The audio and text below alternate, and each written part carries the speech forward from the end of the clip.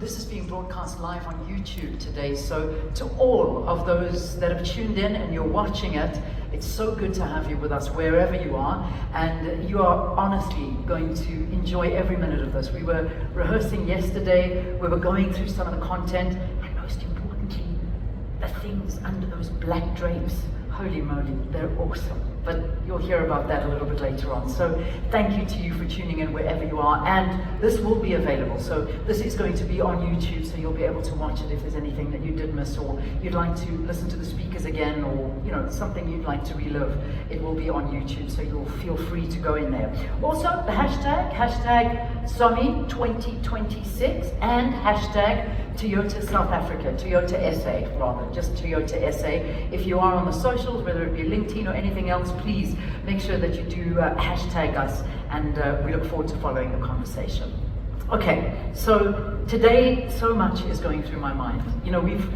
We're sitting and doing State of the Nation address this evening, 7 o'clock, our president, if anybody watches it anymore, I don't know. For me, it's a press release, and this is the industry I work in, because it's just unfulfilled promises, unfortunately. But this is the reality of where we are living right now. So let's keep that in a shell, and then let's look at the motor industry. Let's look where we're at the moment. And so I was doing a little bit of research, and this is an incredibly interesting time to be alive. It really is, and we're going to see that more and more and more as we're talking. But for South Africa, vehicle exports are still doing phenomenally well. I think, and I will be corrected if I'm wrong, I know over 400,000 for one of the first times in our country. We can never belittle that number, because that number sustains us, and it's great, and it's wonderful, and it needs to be celebrated. It's a massive thing. It's the first time in our history. Yet at the same time, imports that we see driving on our roads are reshaping our showroom floors. Chinese brands are redrawing price dynamics. Global markets are counting down to these electrification deadlines we're going to hear about in a moment from Andrew. But what really gets me, and I was sitting and looking at this morning, is that we are a country that mines everything that is needed. We have the minerals that basically is there to drive the future. Yet we're still debating how quickly we can actually manufacture that future ourselves, which sometimes doesn't make sense to us, and that's why we are hoping for fast leadership and fast direction. And perhaps maybe we'll get something tonight when we hear from the president. We're an industry basically that's built on internal combustion excellence, while export markets look towards 2035 and beyond. Are we ready for that? And these are some of the questions that the motor industry needs to look at.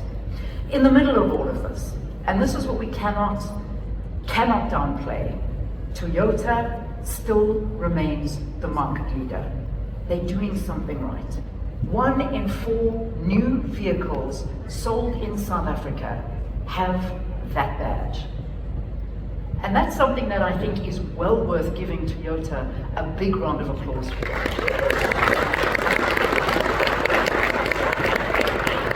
The theme today is very, very interesting, because we're talking about disruption. So there's a tension between strength and disruption, heritage and reinvention. And this is exactly why the theme is so fitting, driving through disruption. Because disruption isn't optional at a time like this. Whether we like it or not, disruption is essential. It is here. But the question is not whether we face it. How do we navigate through it? How do we take the car and drive through this disruption? So we started off with an incredibly powerful video, and I think perhaps the answer lies in that video. And at the heart of all of the numbers that we've been talking about here, we can talk about policy shifts, we can talk about production forecasts, we can talk about electrification and all of those things. But at the heart of it, there's something deeply human. And I think that video captured the human essence of everything we're doing here. Mobility is not a one-size-fits-all thing. Every customer is unique. Every customer has a different need. Every business need is different. Every family, every fleet operator, every entrepreneur requires something very tailored towards them. Toyota's commitment to creating mobility solutions, as we saw it there, for you, reminds us that even in disruption, the center of gravity remains human. And that's what's important here. The customer is what is important, and I'm so glad that Toyota keeps that at the center of everything. Technology may evolve, regulation may tighten, markets may fluctuate, but if you understand your customer, you truly understand your customer, you can drive through anything. Now, I'm a one-man kind of girl, meaning I've been married for a very long time, and so I keep my eye focused on my husband. I do the same with cars. Toyota, however, are stuffing that up for me. You can laugh, but it's the truth. I get emails saying, would you like to drive our brand new Lexus? And I get into this brand new Lexus and I start questioning. I question what I'm doing in life. Why am I not driving a Lexus? Why am I committed to another car when this is actually a better looking car? And then they do something even worse. They unveil something called a Prado Land Cruiser, the brand new sexy looking beast that you're also going to be seeing a bit later. So they are questioning and they are speaking to the heart of the customer. So they're doing something right, guys. I have needs and they are fulfilling them, and that's the damn problem, is that I may actually dump the need I have and look towards another need in the form of these beautiful Toyota branded cars. It's absolutely amazing. So today we really are going to question a lot of what we do. Quick program, looking at that program today. So we've broken it into two. We have an industry overview. So we've got from the macroeconomic environment to Andrew, who's going to come up in just a couple of minutes' time. Professor Justin Barnes and Gulam are going to be coming up and chatting, giving us some presentations as well. We're then going to have a Q&A section with all of them where we focus in on that industry overview. We will open it up to the audience to ask questions as well. And then the part I know that all of you look forward to, because I'm looking forward to as well. Leon Turan is going to come up onto stage with the one and only Donovan Goliath, who's with us today, looking very gorgeous with his beard over there. He's just such a good guy, and he's awesome to watch because his excitement is going to resonate with all of you as we unveil these new shapes and vehicles that are exclusive to you to see today. So it's going to be amazing. And then after that, we'll have another Q&A, and that's where you can ask about the new offerings in the marketing. Okay, so after my long spiel, it is time to call up the man of the moment, the man that has driven this company through so much over the last 10 years. And what 10 years it's been. We didn't think that we'd get COVID. We didn't think that we were going to be driven by all of these new minerals and new cars and new EVs and all of these kind of words that we are learning and becoming a daily part of our lives that we need to fast track. Ladies and gentlemen, it is my absolute pleasure to officially kick off SOMI 2026. Please welcome the President and CEO of Toyota South Africa Motors, Mr. Andrew Kirby. Take a look at the screen.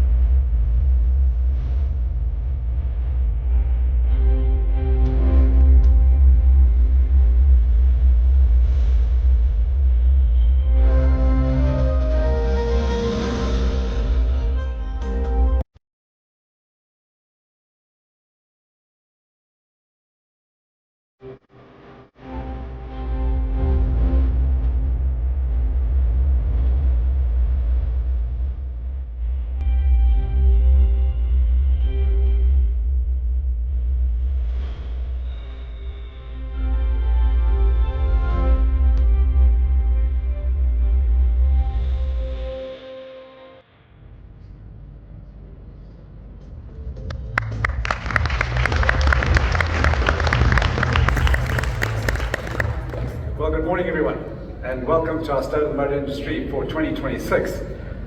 This is now the 9th edition, and really pleased to see everyone, and thank you for joining us. Yeah, and thank you very much for joining us again. Really good to work with you. Appreciate your introductory comments. I'm not sure if I need to offer you a job or not, but I think you phrased it very, very well. I'm very pleased that we have a lot of our partners and key stakeholders in the industry with us as well. Representation from NANSA, NARCAM, AITF, we have our non-executive director with us as well, and member of the media. Thank you. I'm not sure how we end up having this on the same day as SONA 2 years in a row, but I'm glad you're here, not in Cape Town. But I hope you enjoy this morning's discussions. I think, of course, everyone talks about disruptions. We do know that we live in a fairly uncertain time, both globally and in South Africa. And the question is, how do we respond to that? And of course, our theme today is driving through disruption. It is more difficult to plan and forecast. It is more difficult to anticipate what 2026 is going to bring, but obviously the next 5 to 10 years, which is crucial for us in our planning horizons. But what that does mean as an industry is that we need to be a lot more resilient. We need to have ways in which we adapt very quickly and respond to these changing trends. And that's certainly an approach that, as Toyota, we've been taking. Building resilience, responding very quickly, becoming a lot more dynamic, and I'm looking forward to being able to share some of that with you today. I need to say up front, Leon and I are looking forward to sharing a lot of news with you today. We've got a lot of exciting material. This is a very important year for Toyota South Africa Motors. But we're only going to share about half of the news for the year. We'll leave a lot more for later in the year. So I'm just setting that up front. We wouldn't be in this position, and we're very grateful for our customers, for the loyalty that we've seen, and from our really important partners to be able to stand here today and share this with you. We've got with us also some of our key dealers, some of our key component suppliers who are really instrumental in getting us to this point. And we're all walking this journey together. So thank you for joining us. Thank you for your support. This is part of our strength as an organization, is our supply network and our dealer network. And we know that they are crucial to being able to offer our customers the value that we seek to deliver. And as Leanne said, the trick for us, even though we are a volume manufacturer, we do have 3 very strong brands, is to be treating each customer in their own unique way, delivering what they need in their unique way, their vehicles, the way they use them, and we keep our focus on that. So let's talk a little bit about driving through disruption. Of course, as you also saw through the video, lots of change. Lots of trends in a way that makes us stronger. And one of our values as TSAM is to welcome competition, find smart ways of doing things, be inquisitive, and continuously strive to get better than before. So this quote is a good one to inspire us. It's not the strongest of the species that survives, nor the most intelligent. It's the one that's the most adaptable to change. And we certainly know that that's the environment we're in at the moment. So let's talk a little bit about 2025 just for a second. Of course, we all know about the global disruptions. We know about the geopolitical trends. Of course, the US policy has had an impact on the South African auto sector. We've showed a lot of resilience through this, but we've been fairly disciplined in how we've responded. And of course, customers are responding well as well. On the other hand, and you're going to hear a lot more detail later, but we've been very fortunate. The South African market, especially at JSE, has performed extremely well. We've seen some strengthening of the rand, we've had the benefit of lower interest rates that started to build consumer and business confidence, and we're very fortunate to be in that position. On the other hand, and I'm going to explain later, we've seen a big growth in new vehicle sales. But it's not all that it seems. We're seeing a lot of pricing impact on that volume, and we need to be very mindful of that as we go into 2026. So let's talk about where we are in our market in South Africa. So there are a few perspectives. Yes, we can be very pleased that we've seen a 15.7% growth compared to last year. Yes, this is the first time that we are seeing volumes higher than the pre-COVID years, higher than 2019. So this is a big step change for us. But the reason I'm showing you the volume over this period of time is that we get some perspective on where we are. Volumes not as high as 2006 and 7, certainly not where they were from 2012 to 2016. So it's a fairly pedestrian market. 600,000, yes, is a nice improvement, but it's small. We really lack scale in South Africa. And we consider our population size, if we consider the mobility needs, if we consider the quality of our public transport, we should be a lot bigger than this. So we are moving in the right direction, but we do need to think very carefully about how we can move this into another level of scale that can support our industry overall.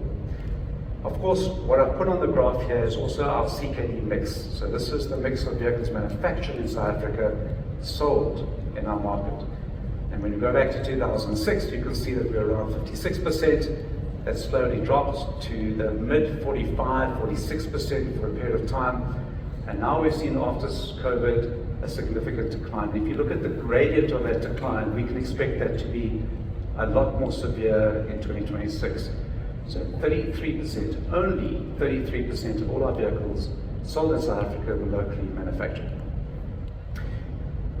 Of course, imports are extremely important. Imports create a vibrant market. They bring in a lot of different styles of vehicles that our customers need. We can't expect to produce everything in South Africa. And for our size market and where we are on the continent, that would be an unrealistic expectation. So the strength of imports in South Africa is extremely important. Even as manufacturers, we import a whole range of vehicles. And we're going to be revealing some of those to you today. So it's very, very important. They bring to new technology, they create a lot of vibrancy in the market.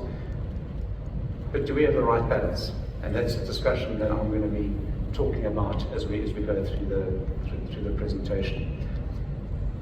33% is not really enough, and there has been a thought that the manufacturing base in South Africa can be sustained by exports.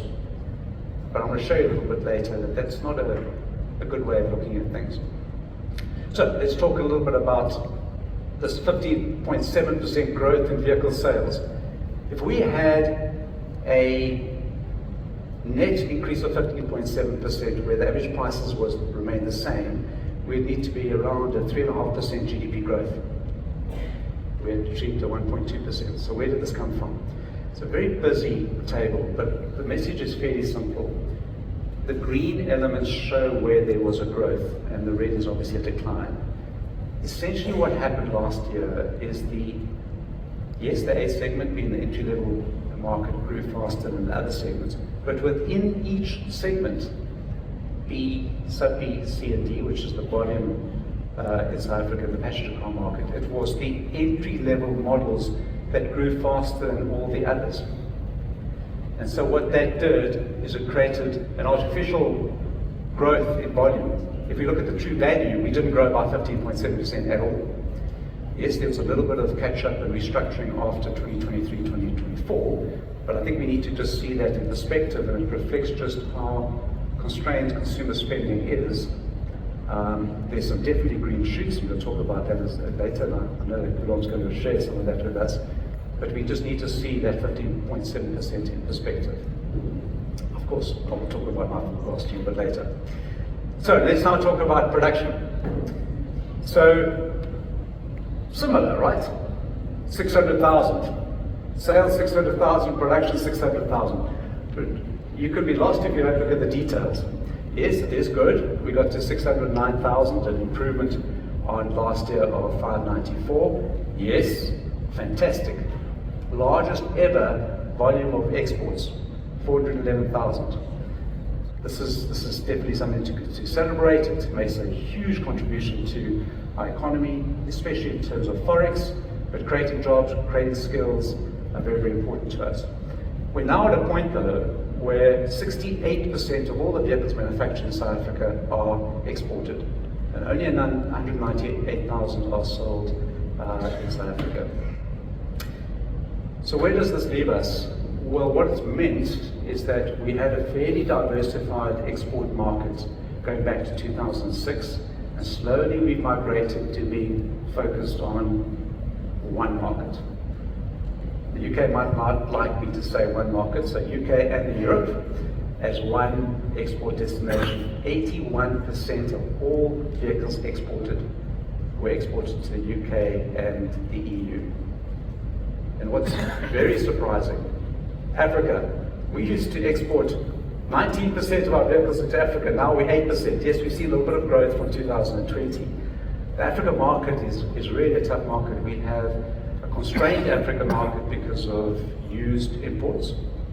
We also have grey new vehicle imports that come through the Middle East that make this market a very, very tough environment. It's largely driven by government fleet purchases with very low levels of private consumers. So we do need to work harder to strengthen our business in Africa, but it is now only 8% of all our export volumes. Of course, as Toyota, we're by far the strongest player exporting into the rest of Africa. So the point I want to make is that we need a healthy domestic market. We need a diversified export market in order for us to sustain and grow our production base in South Africa. We cannot simply say, that's fine, we won't sell anything in South Africa, we'll just import and we'll export everything to Europe. Why? Because that 411,000 exports is going to change. Why? Because of regulation changes in the UK and in Europe. The UK has a zero emission vehicle mandate where you have to sell a certain number or ratio of zero emission vehicles every year, and that becomes more and more stringent. In Europe they have an average emission ratio. If you don't achieve that, you get penalized.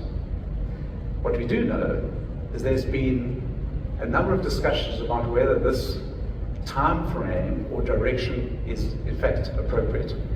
So last year there were really changes to the regulations in the UK where they now suddenly extended hybrid sales to 2035, and just recently in Europe they've changed the regulations to say, okay, you can sell 10% that are not zero emissions. You have some latitude, and you need to be able to offset that with e-fuels or biofuels or low carbon steel, so that there's a recognition that the adoption, the business case for battery electrics especially, is not so strong, and the value proposition for customers is not so strong, so we're going to need a lot more time. And it's very difficult to predict exactly what those step changes are going to be in technology to when the price point and the value proposition becomes a realistic outcome for Europe, or they end up putting themselves in a very difficult position. So this means that as South Africa, if we're relying on this environment with these changes, it's going to be very difficult to sustain our volumes. We are most likely over the next 5 years, going to see significant decline in exports to Europe and the UK. We don't have competitive new energy vehicles. Yes, we have some, but we don't sell them locally, and we haven't localized those components. For us to be competitive with any vehicle, we need to have the scale to localize those components so that we can be competitive. Now what we're doing is we're exporting some new energy vehicles to Europe, but we haven't localized those components. So I think the picture is very clear. We can't rely, the situation's not going to remain the same, and we need to think very carefully about how we're going to adjust our approach. Most big markets around the world have all put specific interventions into place, supporting customers, supporting the business, creating penalties, creating incentives to accelerate the transition to new energy vehicles. There are very few, if any, markets that have naturally progressed into new energy vehicles simply because the value proposition is not there yet. Yes, it might come in the future. And we feel very strongly that as Toyota, our multi-pathway approach is the correct one, where we are technology agnostic. There will be step changes in hybrids, there will be value propositions for hybrids, plug-in hybrids, battery electrics, fuel cell, carbon neutral, hydrogen ICE. All of these are going to be very important and will be used in different ways for different vehicles and different customer usage conditions. And we all know how varied that is in South Africa, and of course how varied it is in Africa. But look at some of those targets. They are already severe. So we can't be left behind as a country and say, well, we can't afford to transition. Because if we say we can't afford to transition, we are saying effectively we'll also give up on exports and we'll become a, I don't like this term, but a rear guard manufacturer of old conventional technology. And that's not the way we've been working over the last 100 years in South Africa. So why the transition? Let's just talk a little bit to put this in some perspective. There's a lot of controversy, a lot of forecasts. We've just pulled up a Bloomberg forecast that says by 2028, a large portion of new energy vehicle sales will be battery electric, followed by hybrid, followed by plug-in hybrid. We, of course, don't believe this is correct at all. Being the number one manufacturer globally, already 44% of all our sales are hybrids. And we're seeing a lot of competitor brands pivot towards hybrid simply because, first of all, it's the fastest way to reduce CO2 emissions. Secondly, the value proposition is a lot stronger. And customers understand that. They can't be hoodwinked. They understand the benefit and differences between a hybrid, plug-in hybrid and battery electric. We do expect dramatic acceleration of plug-in hybrid and battery electrics, but we do know that in South Africa, a large portion, the largest portion of new energy vehicles by 2030 will be hybrids, followed by batteries, followed by plug-in hybrids. So we need to adapt to this environment very, very quickly, both from a sales and a manufacturing point of view, because as I said, we're going to be left behind. Let's just look a little bit at the number of vehicles that have been introduced in South Africa. You can see that in 2025, over just under 70 new models were introduced. More battery electrics, slightly less plug-in hybrid and slightly less hybrid. And you can see the premium segment, what that looked like as well. Very few coming into the light commercial and medium commercial segment. Only 4% of all the new energy vehicle models sold in South Africa are manufactured in South Africa. And this is where we have a big gap. So there's a strong movement to introducing new energy vehicles. That's very good for us. It creates a very exciting market for us, but we're not seeing the transition to locally produce those vehicles as well, and as I mentioned before, find the right balance. So let's talk a little bit about drivetrains in South Africa. If we look at our total volume sold last year, that's the number of new energy vehicles sold, 2.8%. Obviously mostly hybrids, followed by plug-in and then battery electric vehicles. As Toyota South Africa, we are definitely leading the way. 58% of all new energy vehicles sold in South Africa are either Toyota or Lexus. So we are very, very intentional about driving our direction, and we will be making some significant announcements today about our progress towards new energy vehicles, and dare I say, later in the year as well. So we've got a lot to look forward to. The big volume seller obviously being Corolla Cross Hybrid, followed by RAV4 Hybrid, Corolla Hybrid, and Lexus NX is the top four models. So we're very, very active, and we will be expanding our model range intentionally over 2026 and of course the years to come as well. So we do need to sit back and think a little bit about manufacturing value addition, because that's what brings the economic value to a country. And when we look at South Africa and we compare ourselves over the last 24 years, we were doing very well around year 2000, where we had an average manufacturing value addition per capita of $720 US. Right, $720 US per person. That's unfortunately dropped. So zero growth all the way down to $640 US. And we were doing really well amongst our peers. But because we haven't had a coherent, well-managed industrial policy, we've slipped behind. And look what happened to Turkey, I guess is the way you should pronounce that, with their intentional industrial policy, where they are now and how their world has changed. So we are prematurely deindustrializing as a country.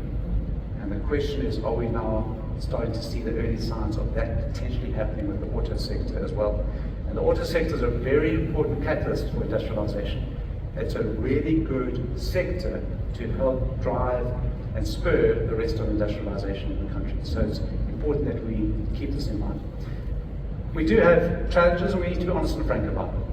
Over the last few years, we've seen a lot of input costs for manufacturing increase. This is not just particular to the auto sector, but for many of the industrial sectors. And we need to be fairly aware, not complain, but this is the facts. Energy costs have gone up. We've made big progress with load shedding, but what we have seen is significant increases in energy costs. Labour costs have gone up. They're going up higher than inflation every year. So our cost of labour, we used to have a significant competitive advantage to some of the other, especially Asian markets. That's dissipated. Water security. In our plant in Toyota, we've had to build a dam just to ensure that we have water security and don't lose any production efficiencies or continuity. And that is a serious concern for us. And of course, logistics is a big issue, particularly on the rail side. We've seen very good improvement from port operations, but it's going to take a little bit of time before we see rail costs start to come down and those efficiencies help. We transport a lot of goods, high value goods, both parts, components, service parts, vehicles inside the country, in Africa, and exporting. So logistics becomes a really key competitive element for us. And of course, we've also seen the erosion of our supply base. I think you all know what's happening with steel, with the tire industries. We need to find a way of bringing that back to strengthen our competitive and manufacturing capabilities. So what's going to strengthen our automotive competitiveness? I think we can crystallize our situation down to 3 areas. The first one is, how do we strengthen our competitiveness of CKD manufacturing in South Africa? Our automotive development policies over decades has been certain, foresighted, and well thought through. But our world's changing, and we now need to adapt to look at what we can do to strengthen our CKD competitiveness. And I'm not saying that they need to have a majority mix in the market, not at all, but we need to move back to probably that 40 to 50% range of vehicles sold in South Africa should be manufactured locally. We need to have a dynamic import portion of the market, but we also need to have the right balance so that we can create the jobs, the skills, the forex, and not end up just being an import replacement market. Quite frankly, the country can't afford it. We might argue that imports could be potentially more affordable, but the country can't afford it because the forex impact is enormous, and we often forget about that. So how do we take a thoughtful approach to improving the competitiveness of local manufacturing in a fiscally neutral way? We're not suggesting a big blunt instrument to suddenly correct this. What we're suggesting is tweaking and small changes on a variety of different elements that can improve our competitiveness and create that solid base. Because we need a solid base in South Africa, as I said, also Africa, because we know we're going to have to really fight to sustain any form of decent volumes into Europe and the UK. The second one is we need to, and I hope I've convinced you to the presentation, transition to new energy vehicles quickly. We need specific government support and interventions to support the investments in low-scale new energy vehicle production, because we do have low scale at the moment. And we need to support the customer transition, because the value proposition is not there on its own. The premiums are too high. And so we need both of those to be in place. And how do we do that in a smart way, where we're not just asking for incentives, but in fact, we have a smart way of doing this so that, as a whole, our fiscus can actually benefit. And the third one is we need to be very careful about our export markets. It's critical we don't have the scale in South Africa. If we didn't have a manufacturing base in South Africa at all in 2026, and we said let's establish one, it would never happen. We're very fortunate, we're very privileged that over the last 100 years, we've built a very deep level of manufacturing, from the component suppliers, tier 1, 2, 3, all the integrated services and the OEMs to get to where we are at the moment. We export to first world markets around the world with high levels of expectations and demand, and we achieve them all. So we have a unique opportunity in the auto sector. It's really something we can celebrate as South Africans. But we can see what's going to be happening. But we are going to be at risk if we continue just to rely on one market and say, well, that's fine. I think we need some interventions, we need some decisive leadership across the industry with all the stakeholders, Labour included, and government, to make these changes now. We deal with a 3 to 4 year time span when making investments, and we're already a little bit late. If we can conclude this during 2026, we'll be impacting on 29, 30 investments. And we know that our world is going to be very different. 4 years ago, our world was different to today. And so the speed and the importance of responding now is absolutely crucial. how do we leverage the African Continental Free Trade Area? We also know that, as I mentioned, we are going to still have to deal with used imports, we still have to deal with grey and new imports, but the opportunity does exist for us to be much stronger on the continent. And that's certainly South Africa's direction. And then lastly, we need to deal with structural issues. We can't ignore those, but I'm very pleased to see, and perhaps about that later, a lot of the reforms that are starting to embed a change in this area.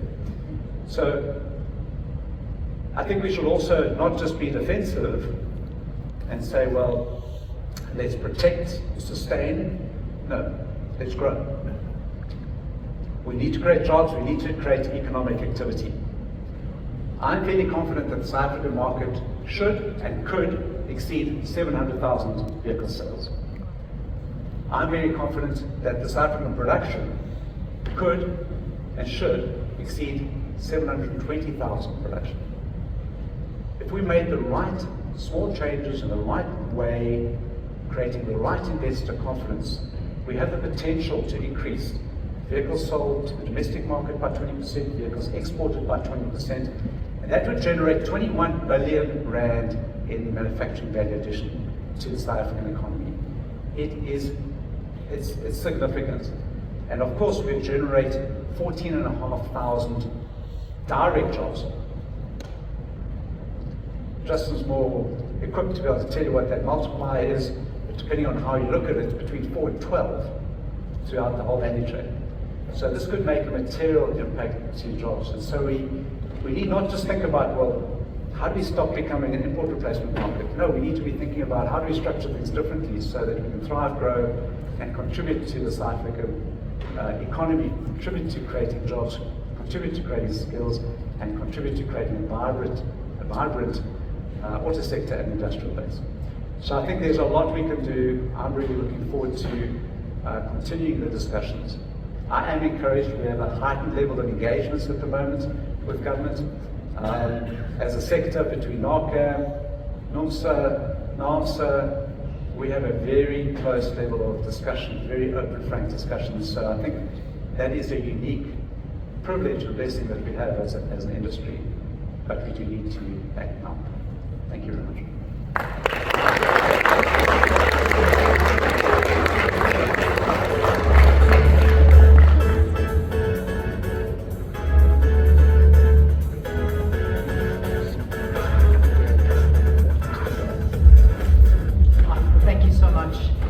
I think really hitting the nail on the head of where we're at. So yes, protect what we have, but grow. That's the essence of business. I mean, you have to grow, you have to move. We've seen companies that haven't grown and haven't moved with the times, and you've seen what happens to them. So this is it's an exciting path, it really is. And I say that because I was one of them, and I remember literally a year ago standing on the stage and talking about that whole range anxiety thing, and no, I was so negative about hybrids and electric vehicles and all of this kind of thing, and saying South Africa's not ready for this, we can't do this, and blah, blah, blah. Anyway, like I said to you, I get very spoiled by Toyota. You know, I then get to drive one of their electric vehicles, which happened to be that Lexus of theirs, which is just, it blew my mind. And everything that I had thought completely changed. I've never felt so good in a vehicle before. It was amazing. And then, you know, when you go into countries where electric vehicles are the way, you actually see the difference it's making. You feel the difference that you're making. You hear the difference you're making. You can sneak up on people. It's beautiful. You know what we are like, you know, South Africans, that's the way we are. We like to sneak up and take people by surprise. But, you know, jokes aside, we have to change our behaviors. We're living in a time where we have no option. We really don't. I mean, I look at my generation, and we never asked for all of this change. I sure as hell didn't. I didn't ask to compete with ChatGPT for everything, to compete with AI, to do all of these changes. But you know what? We have no option. And when you embrace it and you move with it, it is incredible what you can achieve when you work alongside something and you don't actually just push it to the side. So thank you, Andrew. I mean, I think this is a great way to start off, and we'll delve a lot more into that and more when we sit down and have our panel discussion. But to set us up for much more when we talk about the macroeconomic environment and to understand the world, because yes, we are this little tip on the bottom of the African continent. But what about the rest of the world? There's a very big world out there that has got a lot of noise at the moment, and we need someone to explain it to us. Well, we've got the man to do that exactly for us. He is the senior economist at Standard Bank and also head of research there. So it is my absolute pleasure to welcome up on stage Gulumbaran from Standard Bank Group. Thank you.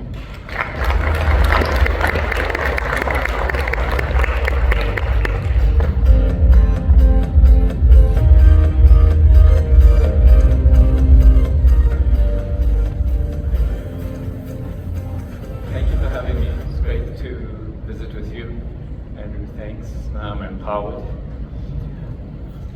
I've been given 20 minutes to describe the world that we're living in. It's a 40-minute narrative, so I'm going to attempt to hem it into that 20 minutes. But preempting that, I'd like to just share a little bit of a personal story. I have a 23-year-old who completed his university stint last year. He joined the world of work on the 5th of January. It was a milestone. It's a milestone because he got off my payroll. And then on the 3rd of February, armed with his first salary check, which would about make a deposit, he walked into a Toyota dealership and bolting that onto a lease program, he walked out with a Toyota Starlet Cross.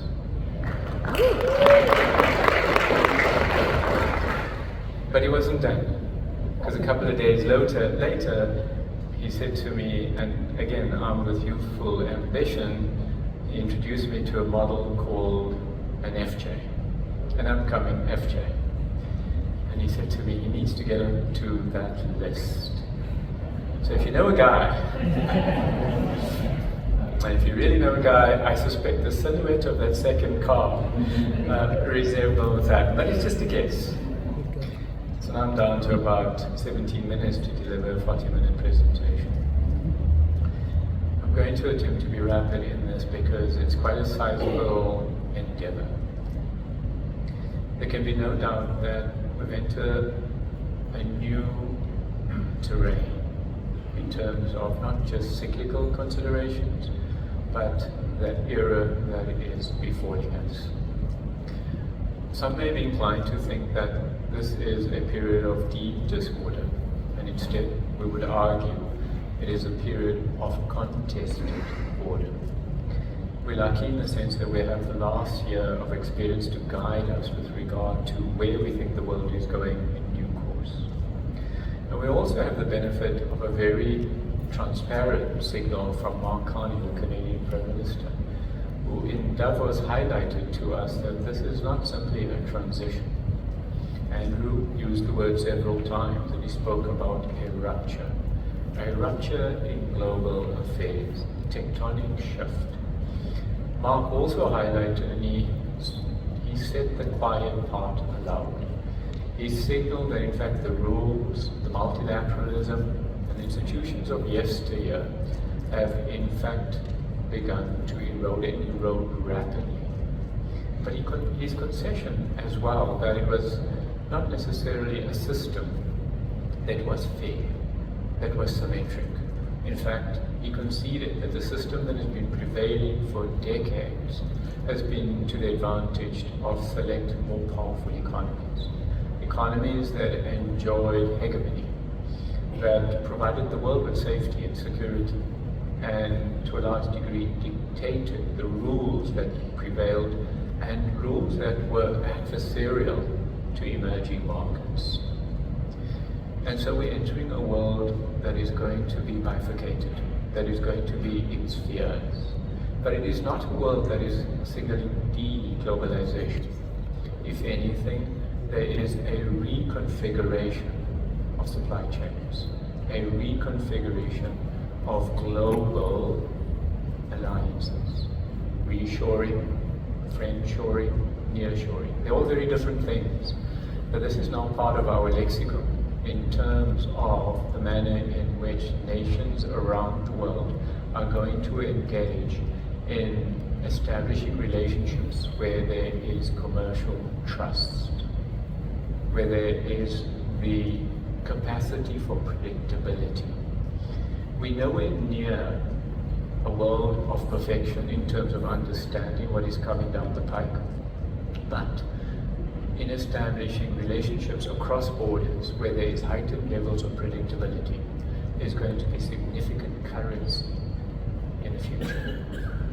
Another dimension that we have to consider is that supply chains around the world are prioritizing resilience over efficiency. Continuity, going concern, reliability over low-cost production. For the last 30 years, globalization was fashioned around efficiency, and global supply chains oriented themselves around the capacity for just-in-time production at the lowest cost. Now, as I'm alluding to, resilience is going to be perhaps at the forefront of the manner in which supply chains fashion themselves. With resilience can come redundancy, in other words, extra inventory. The capacity to ensure there is continuity in production that just adds a little bit of cost to the production chain. And with that probably suggests we're entering a new realm where global inflation, global cost floors may be a little bit higher than otherwise would be the case. It certainly was the pursuit over the last 30 years. But to talk a little about geopolitics and the manner in which it is going to manifest, and I think this is important not just for the automotive industry, but for life as we conceive of it and for the next generation. Multilateralism, the rules and the institutions are now being replaced by power, coercion, and the weaponization of tools that certain nation has in its orbit and in its toolkit. So whether it is the weaponization of trade and trade relations, or the weaponization of strength of American aggregate demand at a market that many would want to sell into, this weaponization has now come briskly to the fore. And even though it may seem there's a relative calm in the global geopolitical environment now relative to last year, I suspect it's not necessarily going to ease and become benign. America has numerous attributes that define its exceptionalism. It is exceptional because it accounts for about 1/4 of global GDP. That's enormous heft. It is exceptional because the dollar is still significant in terms of denominating trade. America's institutional foundations are strong, and its technological prowess is significant. Also, its weight in global financial markets is astronomical, deep and it's liquid. But America for decades has also found prowess from its military complex. America spends on its military more than 3 times that of China, and it spends more than the next 9 nations combined. This is not just deterrence. Over the last 8 decades since the Second World War, America has shown a proclivity for military intervention. In almost every single decade, without exception, America is engaged in some level of activity somewhere around the world. I'm not subtly trying to suggest that America is warmongering, but I am suggesting that America has an activism with regard to military engagement. And the way we think about prospective geopolitical terrain, geopolitics is now at the core of business decision making.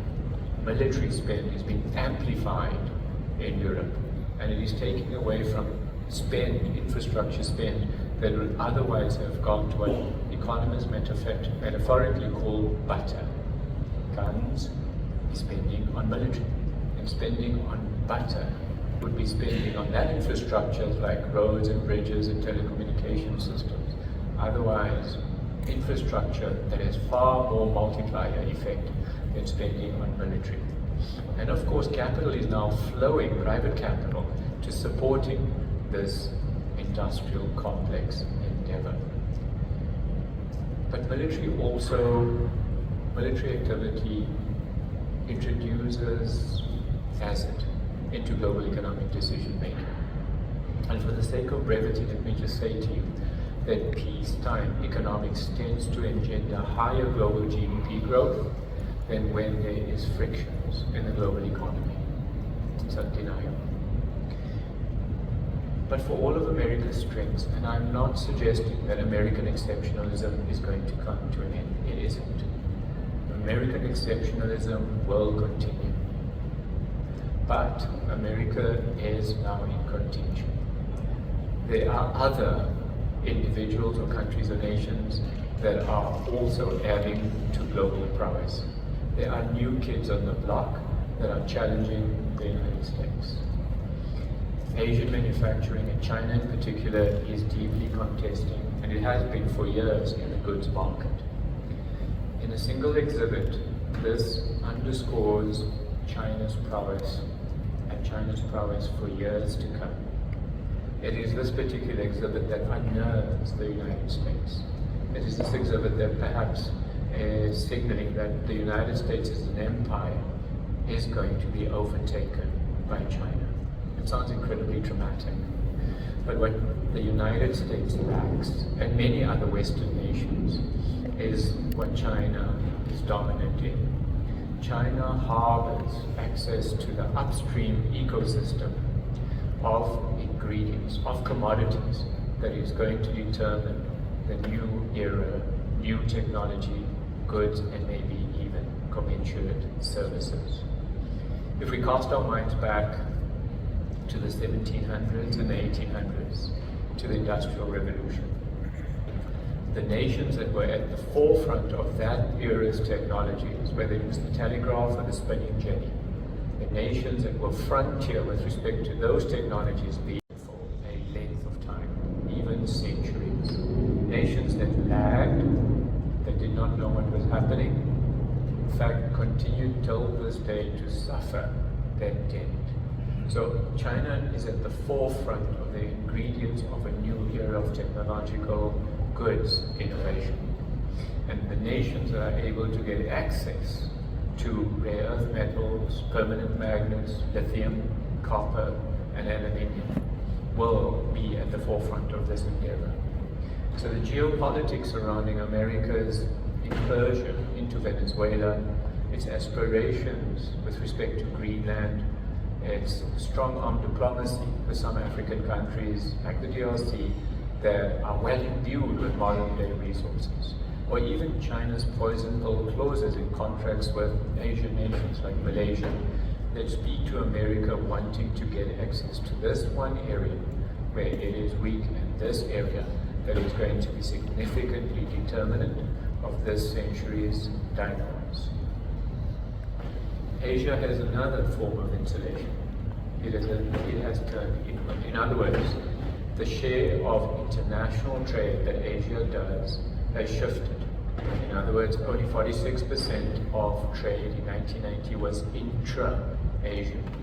It has risen more recently to 60%, and by the end of this decade, we anticipate it will reach roughly 70%. In other words, Asia is trading more with itself and more in an environment of more rapid, even hypergrowth in some instances. So yes, it surely would want to export into Western Hemisphere markets, the United States and Europe, but to the extent that that exclusion is becoming more prominent, America and China tensions continue to be elevated. Asia is somewhat insulated because of this very significant shift in terms of domestic consumption, wider local and wider regional economic activity. Very quickly then, there are two perils that could befall the world this year that are perhaps of the more significant scale, many more, but two that are be worthy of mentioning. And the one is quite simply inflation. The world grew faster last year than many feared. We performed incredibly well last year. This exhibit shows you 2025 growth in terms of analyst forecasts, month by month through the year. After April's Liberation Day, there was enormous pessimism and dent to confidence that befell the world. But as the year progressed, on the back of adapting supply chains, earlier on Andrew mentioned the word adaptation.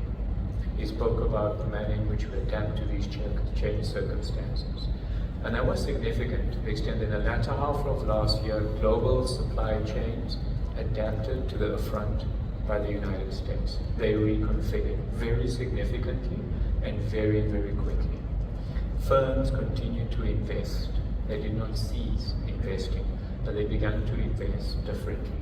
And one of the features of this new world is where financial flows, capital flows, investment decisions are now in line with this reorienting, recalibrating supply chain world. And it moved very, very quickly, generating an outcome where global growth last year was better than anticipated, as I suggested. And that also heralds that at least for 2026, while global growth is not going to be spectacular, it is going to be steady. And that's to be cheered given the enormity of geopolitical flux and cyclical risks that continue to loom. A moment ago, I spoke, for example, about trade tensions in the manner in which they peaked last year. They've eased significantly, and financial markets soared in the latter of last year on the back of these easing dynamics surrounding trade frictions. A very significant dynamic last year that spills over into 2026 is easing monetary policy, or easier interest rates. This exhibit just gives you some sense of the manner in which numerous central banks around the world pivoted towards easier interest rates, creating easier financial conditions for the globe. This, of course, did not generate an explosion in global spending, but it removed a very significant headwind that had been enveloping the global economy, particularly in 2024 and the early part of 2025. So as I've said, global growth is likely to be steady, if unspectacular, with many nations around the world and even Europe showing modest acceleration as Germany remedies some of its deindustrialization woes. The same for Japan. India, as an emerging market, will enjoy fairly lively growth this year, probably one of the world's best performing economies. And we even see from Brazil, for that matter, increasing economic acceleration. I did hint that there is two concerns. The one is inflation. Tariff rose very significantly last year in the United States, but that notwithstanding, inflation did not surface. There is some concern that in fact it is simply inflation deferred. Inflation may begin to rear its head this year, and if that happens, it'll be worrying because then global central banks that have been easing will have to retrace their steps. It is typically the case that global recessions occur primarily for two reasons: high interest rates or shifting confidence. And we hope that inflation does not spur high interest rates, because that would be quite impeding. With respect to shifting confidence, one of the drivers last year of fervent growth, particularly in some markets, was heavy investment in artificial intelligence. So much so that there is concern that it may be fostering a bubble that mimics the type of bubble that did burst in the early 2000s. At this stage, it will appear to be a bubble if we do not get more widespread or global diffusion and adoption of artificial intelligence, and to the extent that it enhances productivity. In the United States, only about a fifth of American firms have actually adopted artificial intelligence with productivity gains, and that is insufficient given the enormity of investment that is flowing into this market. So there has to be the returns combined and associated with widespread use to justify this extent of investment. If it retraces, it is going to materially compromise the American financial system, financial markets, with knock-on effect to the real economy. These are not the two items that are our central forecast, but there are tail risks that portend potentially for next year. Let me turn into South Africa, and I'm going to be a little bit quicker. Let me start off by saying South Africa faces its best macroeconomic backdrop in about a decade.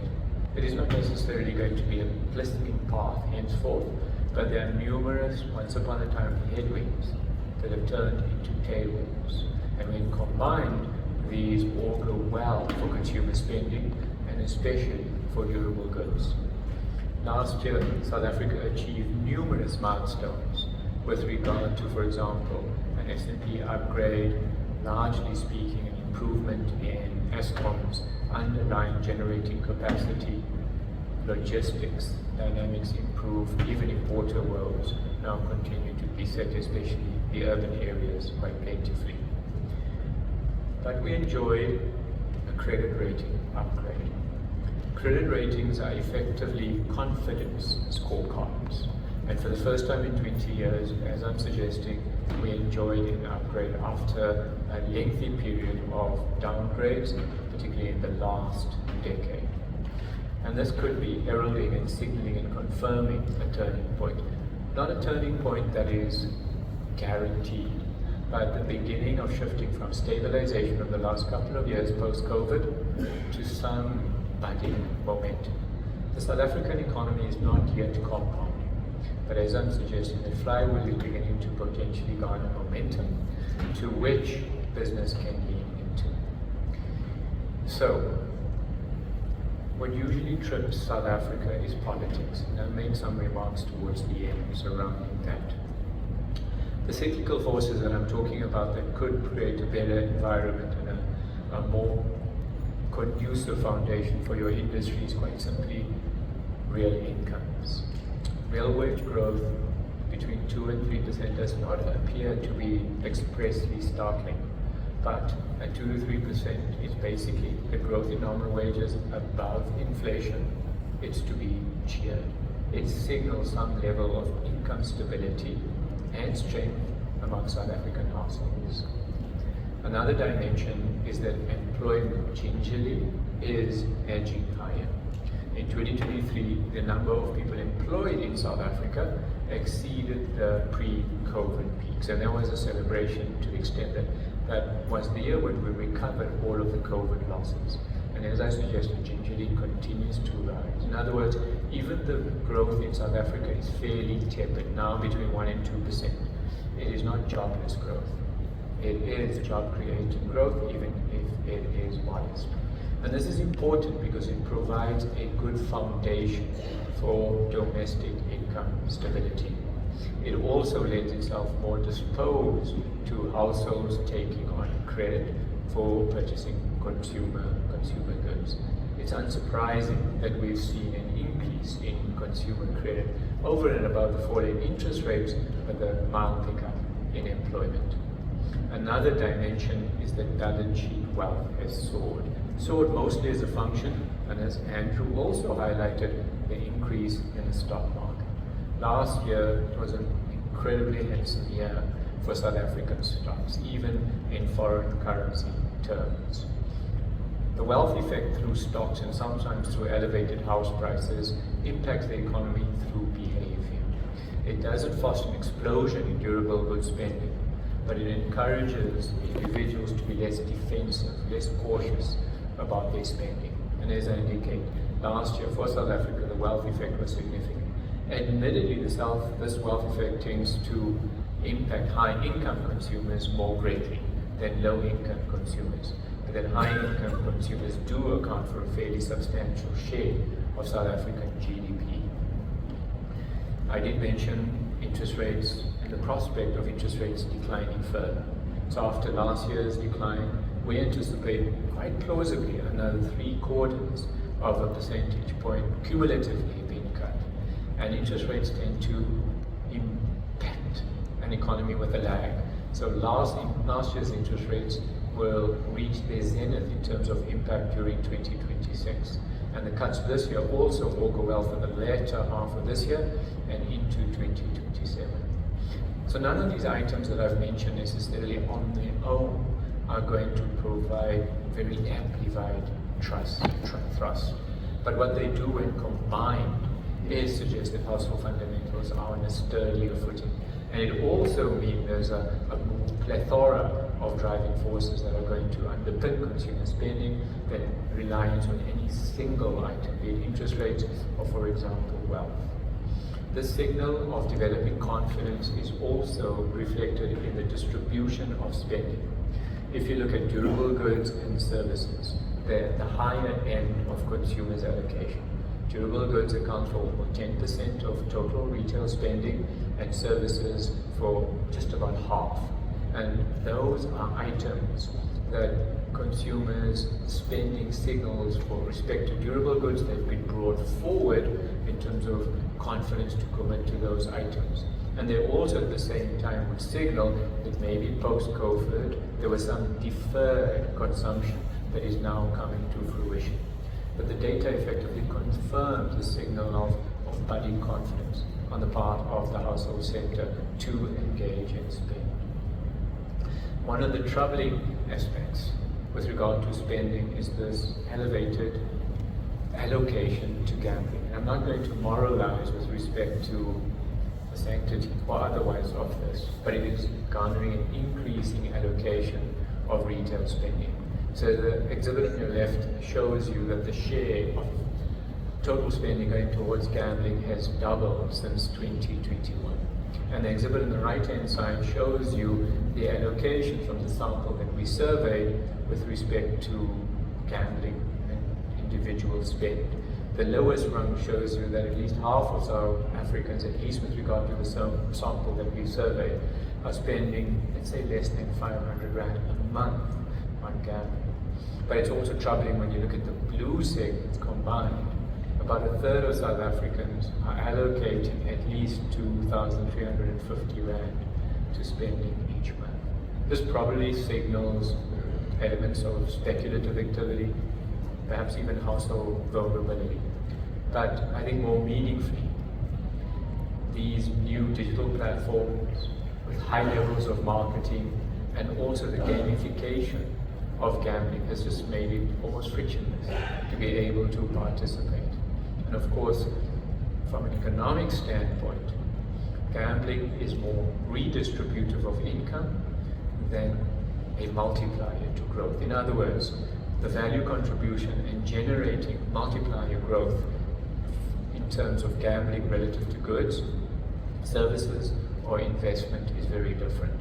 There is practically no multiplier effect from the allocations to gambling in the sense that it doesn't buttress our economy. So it's disturbing, at least through an economic transmission mechanism, that this is not meaningful, apart from the fact that it also perhaps enhances households' economic vulnerability. On a good news front, and I'm going to try to rush to conclusion, fixed investment is picking up.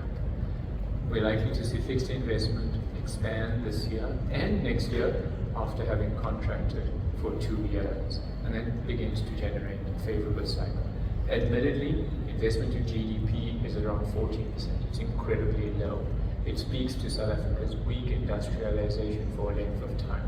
So the real currency is we're going to need optimism of a multi-year basis to be able to raise that blue line above 20%, nearer to 25%, to really get to the type of 3% steady state GDP growth that we aspire to. If this blue line continues to linger at these levels, we will remain locked in a 1 to 2% band, and perhaps the biggest suppressant has been the political climate and the reluctance to commit over the medium to long term, because our political climate has not always engendered the type of confidence that we need. The Rand was one of the world's best performing currencies last year, certainly up there, and it has continued to garner strength this year. But underscoring the endogenous forces that have driven the Rand stronger, this particular exhibit just shows you that the Rand did not just appreciate against the dollar.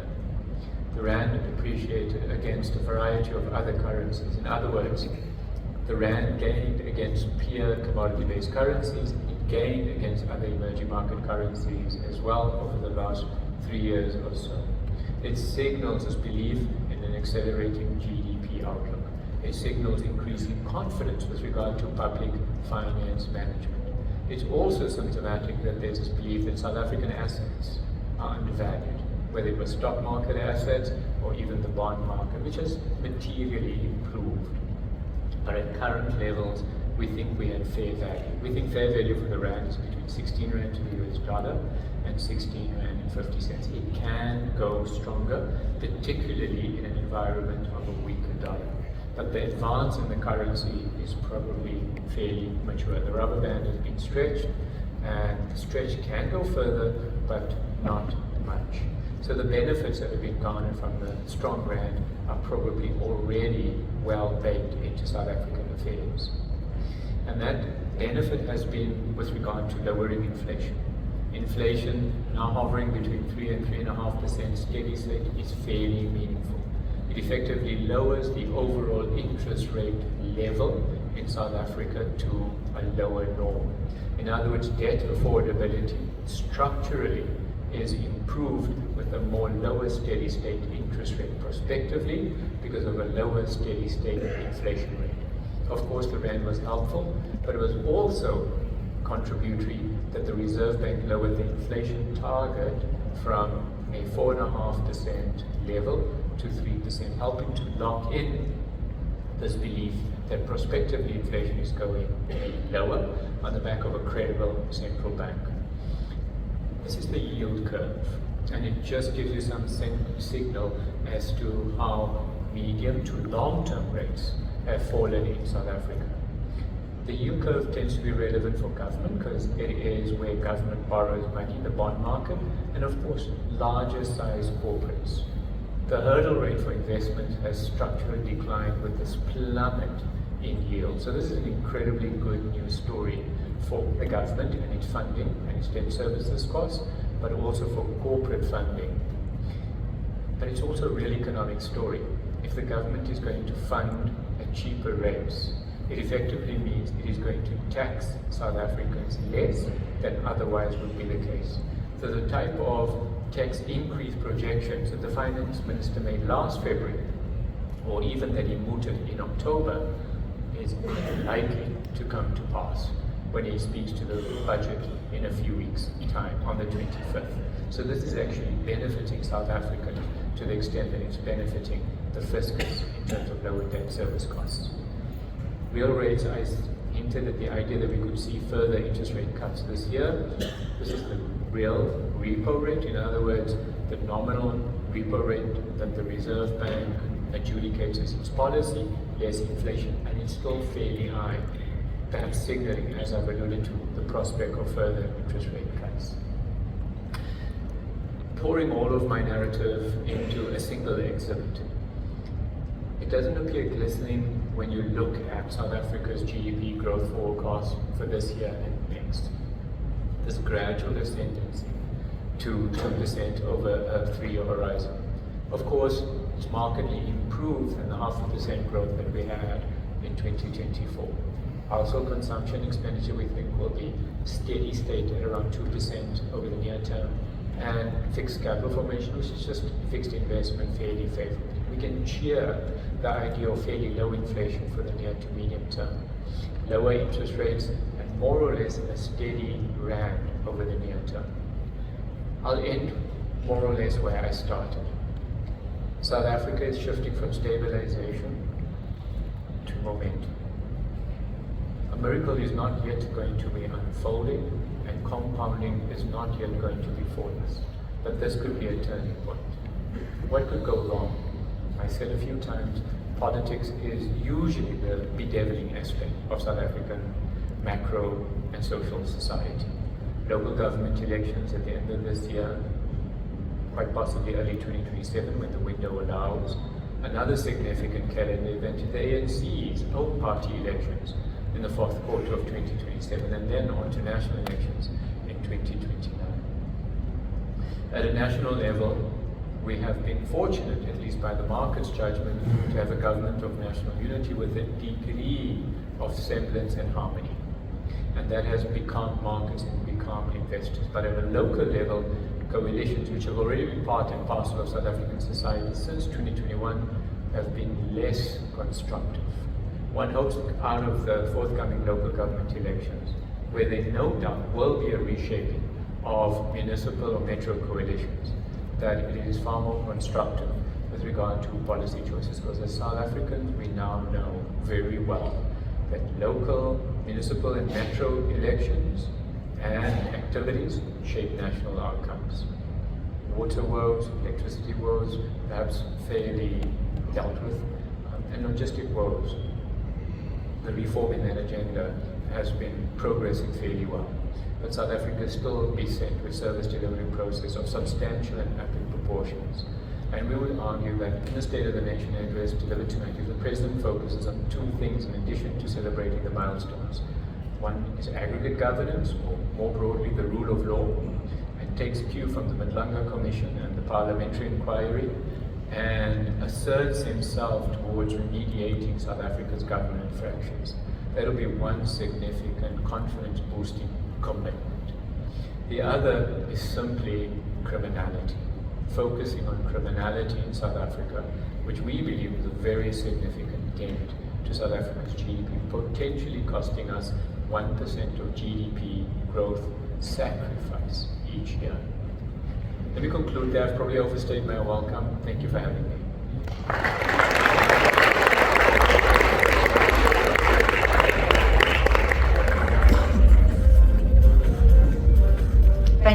Thank you so much, Gulam. You definitely haven't overstayed your welcome. I think you've really given us a comprehensive outlook, and maybe that negative sentiment has come down a little bit. It certainly has for me, which is a good thing. Andrew, if I may invite you to please come and join us as well on the stage. And then I'm also going to ask to come up onto stage our good professor, who he doesn't want me calling him professor, but listen, if I had studied this long to get my professor, I would also do that. And now my iPad doesn't want to open. Can you believe this? Hold on. I'm going to get your beautiful introduction. Okay, Professor Justin Barnes, the Executive Director of the Toyota Vessels Institute for Manufacturing Studies.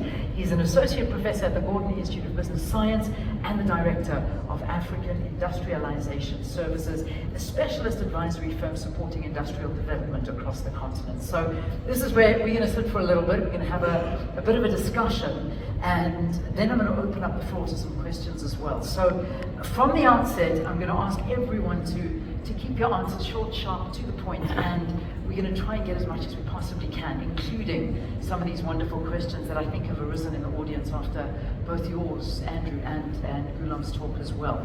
Justin, this is where I come to you, and I begin asking you this. So, you work at the intersection of policy and industrial competitiveness. That's my understanding of what it all is.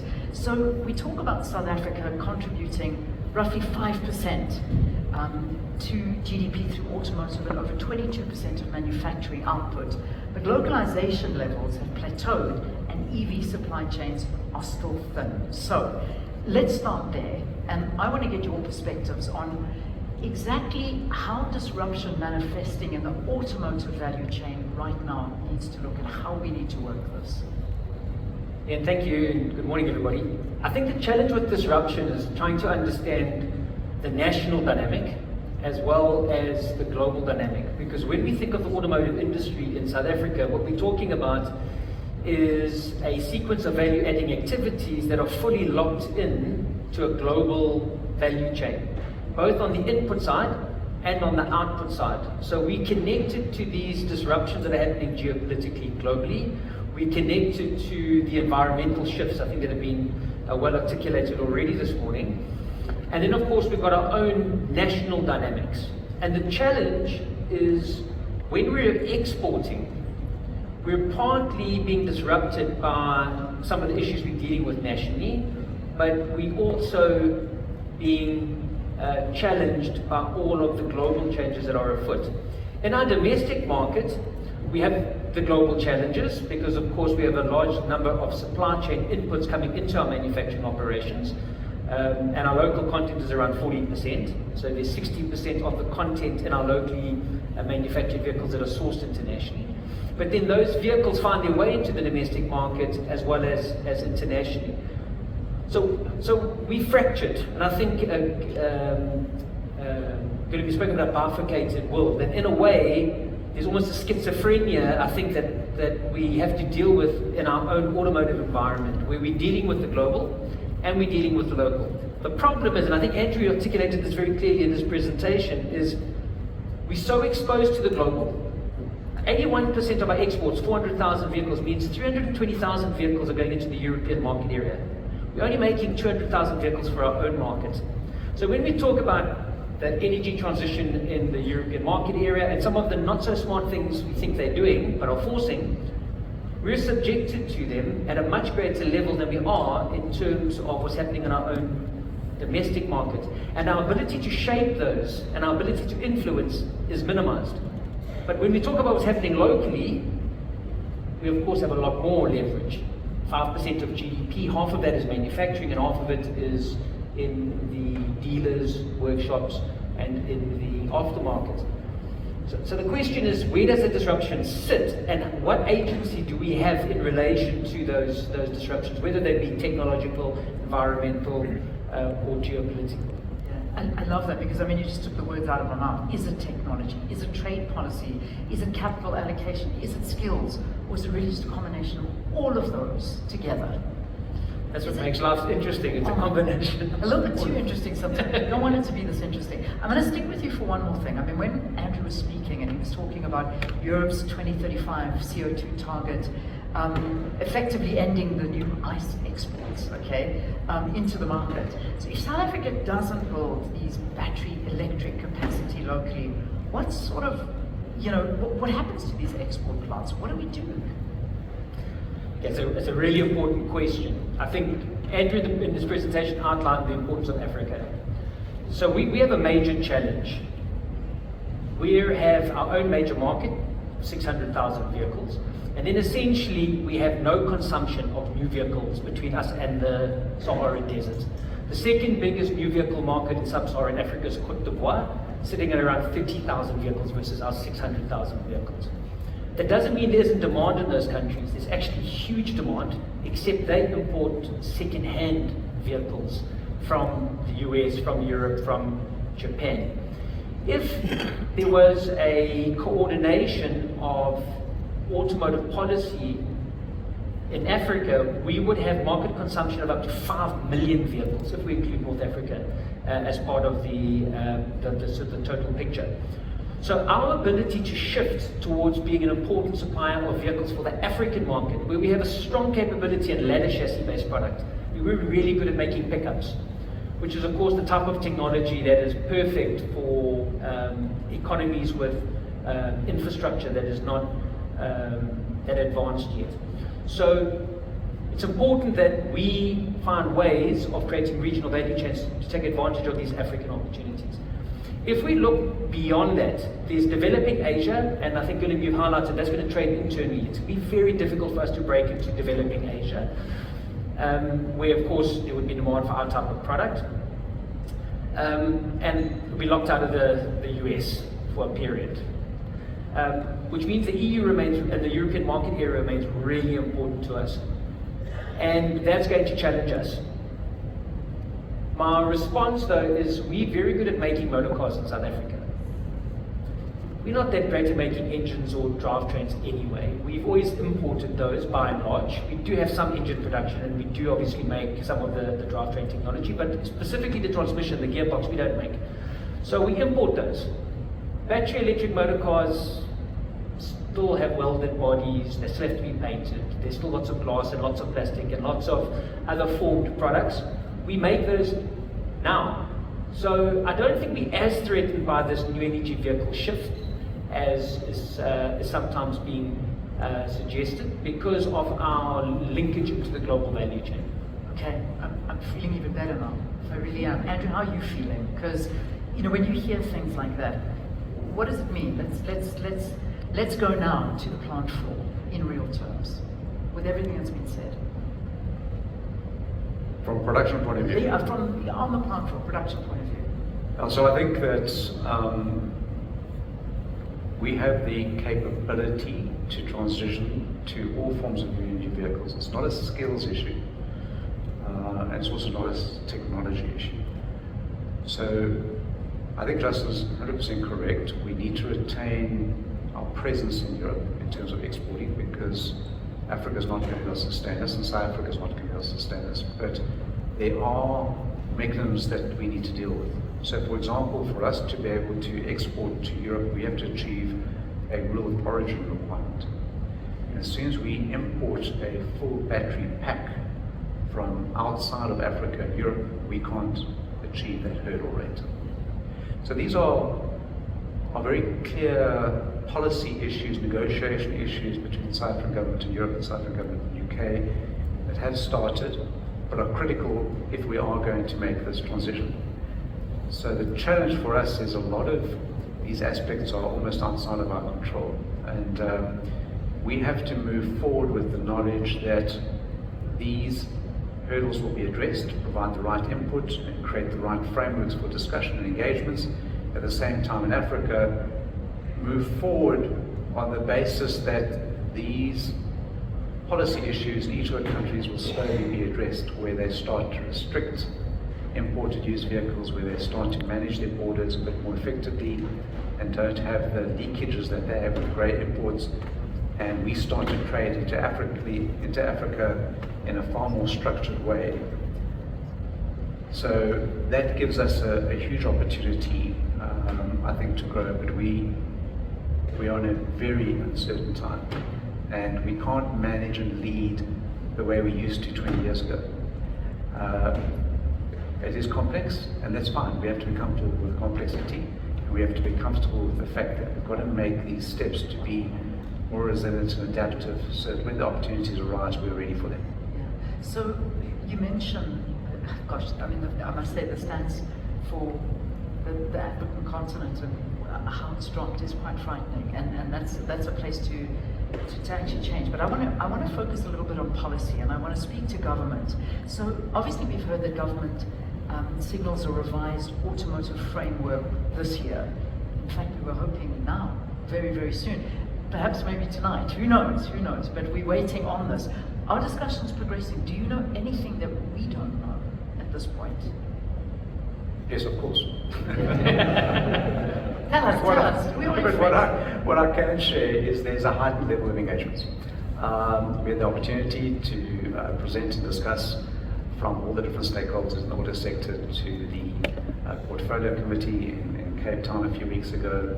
We've had engagements with the DTIC, we've had engagements with the Office of the Presidency. So there's a heightened level of engagements and awareness and discussions, but quite frankly, that's not necessarily new. We've been talking about this for 1.5 years at least, 1.5 to 2 years. But I'm encouraged, the signs seem to be good.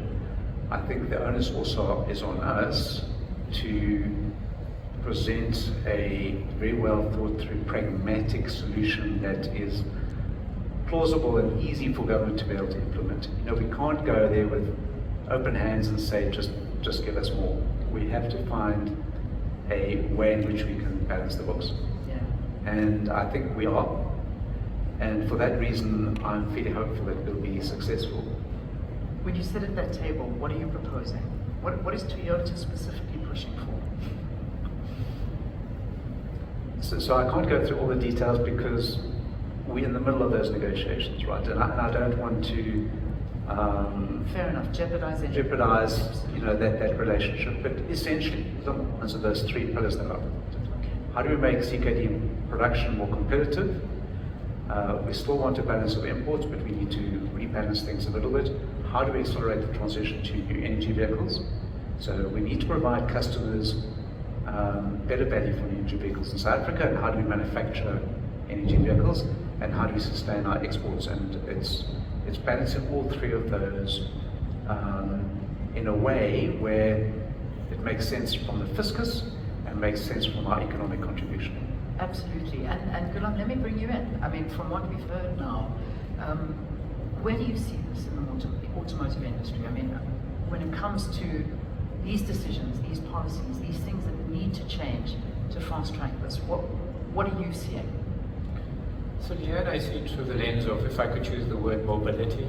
Mobility is changing monumentally in terms of, let's say, modern day practices where the youth may not necessarily see car ownership as precious as previous generations. They are more fleet-footed. You also have urban residential development where, dare I say, little things like parking is not as prioritized as it was yesteryear. And so that, in a sense, is somewhat of a headwind. I have industry experts on my flanks, I mean, just maybe trying to lean into marketing, and then there's brand loyalty. brand evolution, and new brands that are incredibly new, 2 decades in the market, and incredibly significant, and infusing it into a new emergent buying market. And this is not to insert a halo of fear and torrent into this market, but consolidation, brand loyalty. The phrase has been used plentifully so far is inserting into supply chains, whether it's local, regional, or global supply chains. That is what the standard mantra that economists would suggest, and it's far easier said than done. And I would be quickly seized with being too liberal with my tongue in making that suggestion, especially when, as we've gone through earlier discussions, the Asian depth of manufacturing, the Asian depth of infrastructure, and Asian cunning with regard to the manner in which they provide incentives for their industries to move from infant to sizable. The South African policy environment has been crucial to undergirding the South African motor industry, and our authorities have been tardy of late. They've been less than progressive, dare I ask, dare I suggest, but we have got new leadership within the DTIC, which does appear to be having, or at least exhibiting, a more friendly ear to industry. And we're seeing this relative improvement in reception, not just with regard to industrialization policy, but I merely mention it as an observation, but even black economic empowerment policy. Favorably, the authorities are looking less possessively towards, let's say, equity ownership in facilitating transactions, and instead looking for equity equivalent dimensions. My point simply being, slowly, sometimes maybe even begrudgingly, there is a slightly more receptive ear within government circles, but it still is moving too pedestrianly, dare I say. Yeah, I'd like to add up. I want to go back to the schizophrenia, because when we think about industry from an export perspective, it's about the export competitiveness of our product. And there's 2 dimensions there: infrastructure, transport, the factor costs, energy, all that needs to be competitive in order for us to compete with the product that could be sourced anywhere else globally. But we also then have an incentive structure built around a rebate mechanism within our auto policy framework, and one needs to get that appropriately aligned in order to ensure that we can sustain our export competitiveness. The schizophrenia comes to the local market, because when we think of the local market, we have to think about these production competitiveness challenges, but we also need to think of the market.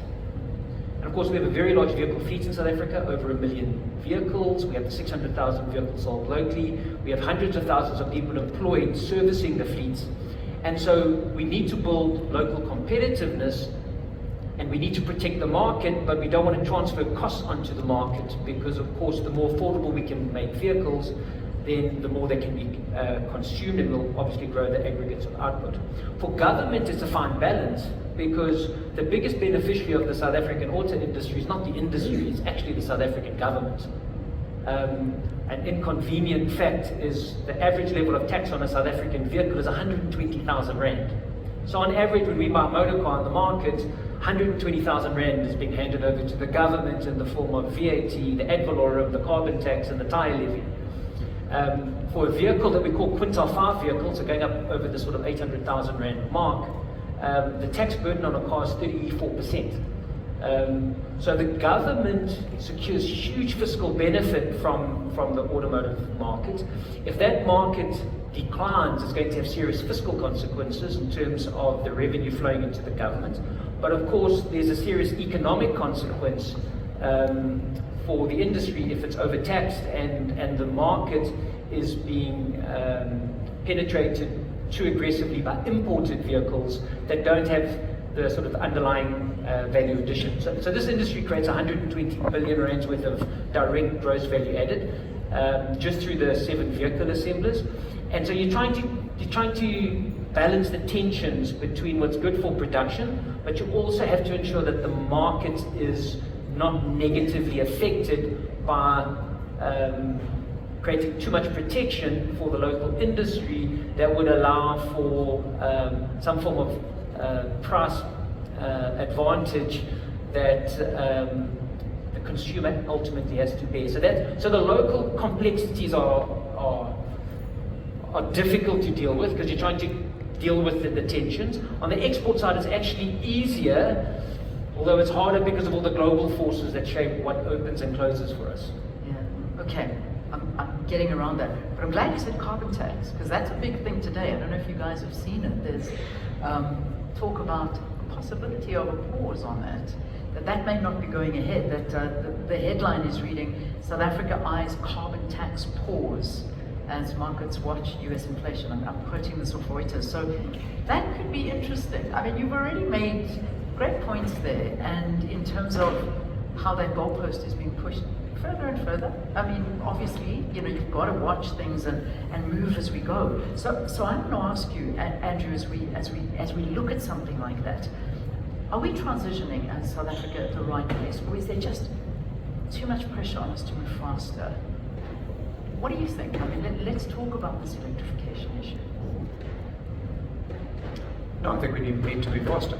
I think we need to consider the South African market as part of a global value chain. We have global multinationals producing vehicles for first world countries and third world countries around the world. And we don't want to be in a position where we start to lag behind where everyone else is moving. Of course, as you've now said, the whole business case for new energy vehicles is being rethought and is coming under an enormous amount of pressure.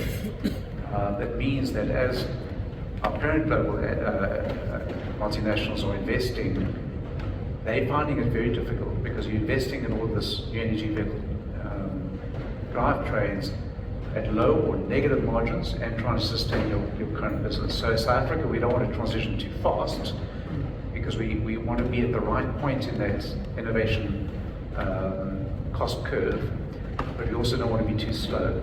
I think we are too slow. I think South African consumers very, very open to the drivetrain transition. There's no problem with that. It's just that we need to be more competitive in providing those drivetrains. And to do that, we need some changes in restructuring. Hello, your face is telling me a story there. What do you think? No, Can we afford this? It's a tonic listening to Andrew and Justin. At a consumer level, I've always had this instinct that nobody wants to drive an appliance. They want to drive a sexy car. They don't want an electric vehicle that looks mundane. Maybe not the coolest thing to drop your teenager off at school with a car that looks quite ordinary. And so design features in this envelope as well. Oh, can I pause you there? Wait until you see what you're going to see. Oh my gosh, there is nothing ordinary about what's happening under there. Anyway, carry on. So I guess just, to my mind, in addition to all of the micro elements of cost and policy, design, range anxiety, which I think has largely been resolved, and time to charge, which I think has largely been resolved. So I think that there is this combination of forces with regard to consumer perception surrounding this conversion that probably over the last 12 months or so, significant hurdles have been surmounted. So I guess it's just to complement the remarks surrounding competitiveness and policy that is supportive, the fiscus that also can provide support, as well as the taxes that it takes. It also is a significant contributor to their export prowess because of import credits and so forth. But successful motor vehicle manufacturers, I think, if they're able to also solve what has thus far been the holy grail, as I say, range anxiety, quick to charge, and aesthetic appeal, brand appeal. And I think, I don't say this because I'm in this audience, but I think Toyota has had, I would say, a revolution as opposed to evolution in terms of design in recent years, which makes it appeal. I just will conclude with this. I travel to Japan very often. We try and lure investment from Japan to South Africa, And one of the things that I've always marveled about when I visited Japan is the enormity of brand depth. If you're older than 40 years old, and I know that's me and not you, we grew up, the world grew up with Japanese brands, from Panasonic televisions, Nikon cameras, the entire Japanese industry with regard to automobiles. And I've always struggled to reconcile how with that extent of brand depth does the Japanese industry club globally with that level of brand gravitas. And I think it's slipping, if I can be blunt, but not totally lost and can be regained. Because simply, as I said, it had brands that are that have enjoyed legacy trust, that I think Japan is in some respects unsurpassed. Yeah, love that. Very, very interesting perspectives there. But yeah, it's interesting where we are right now, and yeah, it's great to see it. But I mean, I'll just give you a personal example. As I drive around in this Lexus now that I've got to charge, my husband's advice: do it in the day when the electricity's on the solar, so it doesn't cost us much, right? So this leads me, Justin, to my next question. So I'm pivoting from this moving and move fast to the realities of where we are as a country. So I worry, and this happens in most sectors of South Africa, are we at risk of creating a two-speed mobility economy here, Justin? Because for me it looks like the EV will be for the affluent and the ones whose husband tells you charge it in the day when the sun's shining, because we're privileged enough to have solar, and then ICE is for everyone else. What do you think about that? It's a great observation, because it talks to the heart of the inconvenient truth that politicians will not accept, is that an ICE vehicle measured against its direct BEV equivalent has no comparison. The ICE is substantially cheaper still. And the only reason why BEV would sell is because it's subsidized. And so if we look at the growth of battery electric vehicle sales, it's either because governments have made ICE vehicles more expensive through some form of additional tax to make the BEV comparatively cheaper, or they've heavily subsidized the BEV to make it cheaper than the ICE. No subsidy, no BEV sales. That is an unfortunate truth. Yeah. Now that is changing, because the gap in pricing between the BEV and the ICE, and of course then you've got the hybrid, the soft hybrid and the plug-in hybrid in between, the gap is closing, and it will close at some point in the not too distant future. The challenge is how much of this is driven through politics, and how much of it is driven through the technological and the economic changes within the structure of the vehicle industry as it responds to the political direction. And so we are seeing this get closer.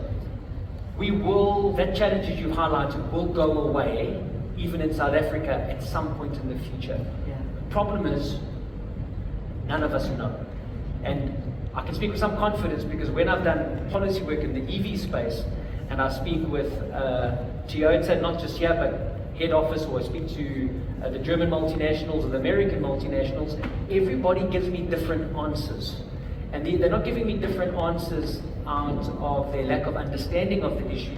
They're giving me different answers because they understand the issue so well. It all depends. We need more technology breakthroughs. There are levels of progress that are being made. So what does it mean for us in South Africa? At the moment, battery electric vehicles are consumed by people who are not price sensitive. Vehicle assemblers are discounting their hybrids and their battery electric vehicles for brand building in order to get their foot in the door, often selling them at a discount relative to the money being made on their ICE product.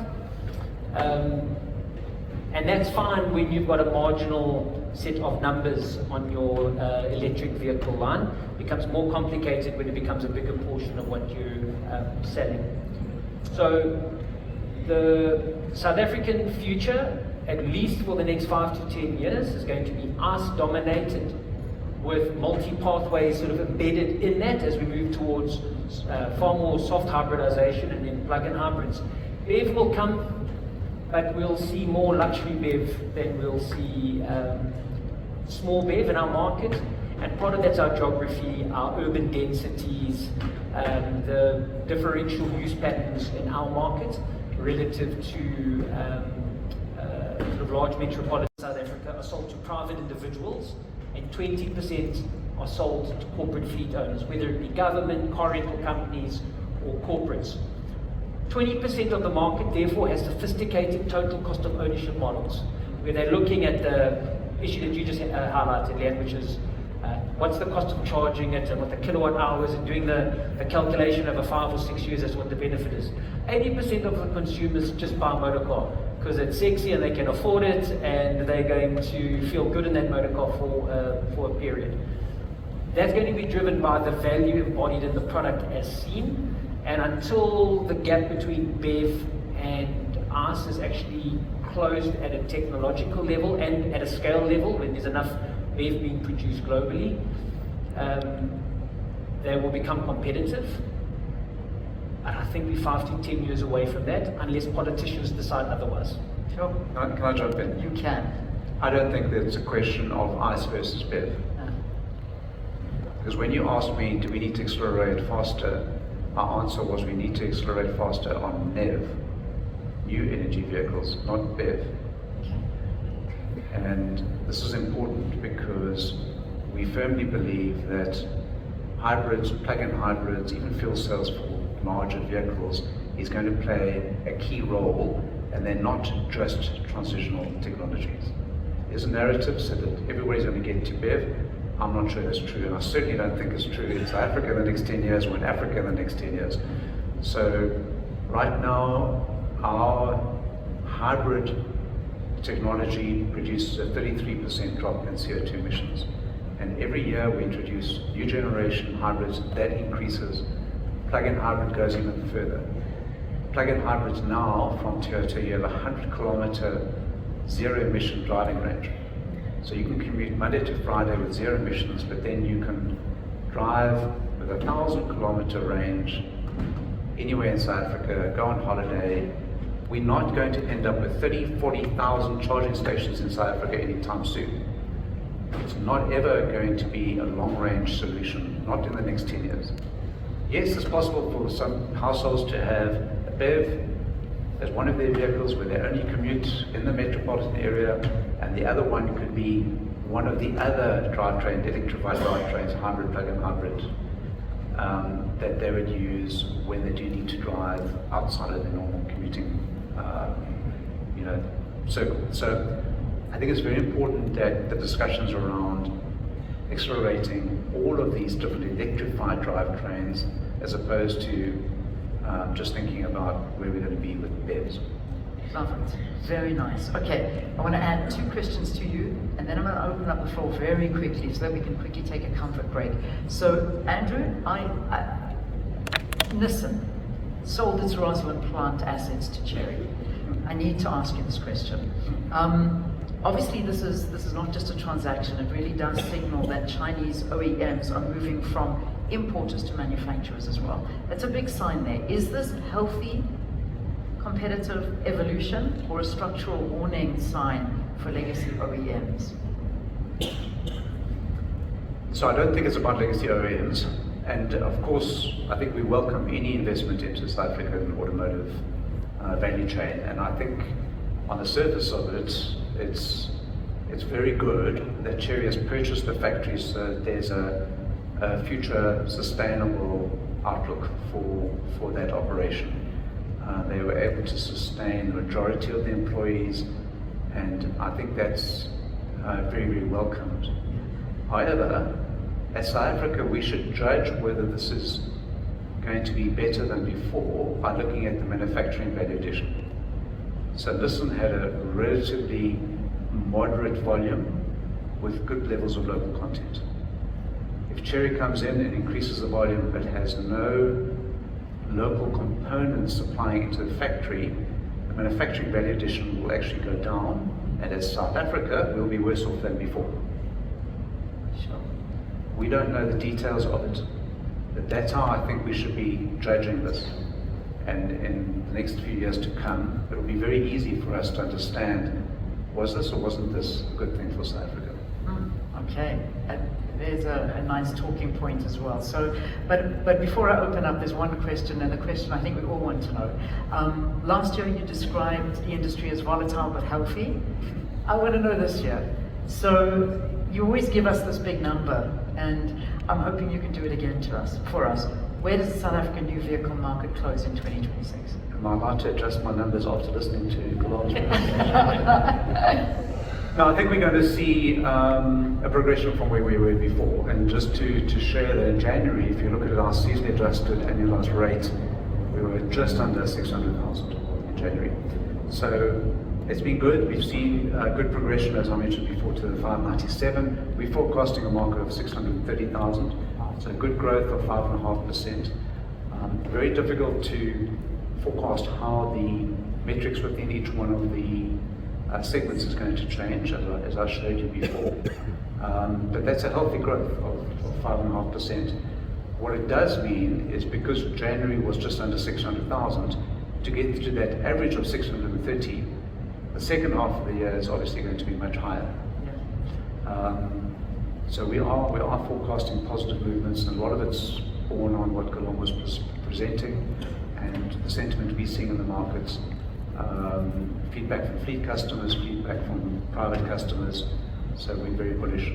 Yeah, I think 630,000 is where we think we'll end up, but very difficult forecast. I mean, it's amazing. Yeah. Well, as you say, there's the first half that we are talking about now, and then there's that other half. So there's a lot happening this year. Okay, questions. Has anybody got a question that they would like to ask? So there we go. Already one hand up over there. There comes the mic. Morning, Andrew Brendan from Marilla Media. Quick question: with the privatization of the Durban port, do we see that spilling over into the railways and making your guys' lives much easier moving forward? Okay, so over the last few years, there's been a lot of progress in collaborating and working between business and government on how to create a lot more economic benefit from our state-owned enterprises. So we know there's been a big focus on energy, a big focus on transport and logistics. And I think that is progressing very well. So the reform agenda on transport and logistics is not quite as fast as we'd like it to be, but it's very deep and very, very important, because what it does provide is a mechanism for private companies to operate on the assets of either the port or the rail. And so we've seen one of the port terminals in Durban looking for a private operator, and that's going to soon come into fruition. We've seen significant improvements in the port operations and their lead times, and that's now progressing towards rail. So we have some fundamental reforms already in place, but this year there are two big ones that need to happen. There's a revised network statement that will be issued next month, which will improve the investability of private companies to invest either on concession or participating in the rail network. And the second one is the National Rail Act, which will come a little bit later in the year, which will be really fundamental to the change. Rail does take time. As the private companies invest, for them to go and purchase locomotives or wagons, etc., it takes a lot of time. So we are hopeful, and Minister Creasy has announced that there will be 4 successful contracts awarded this year.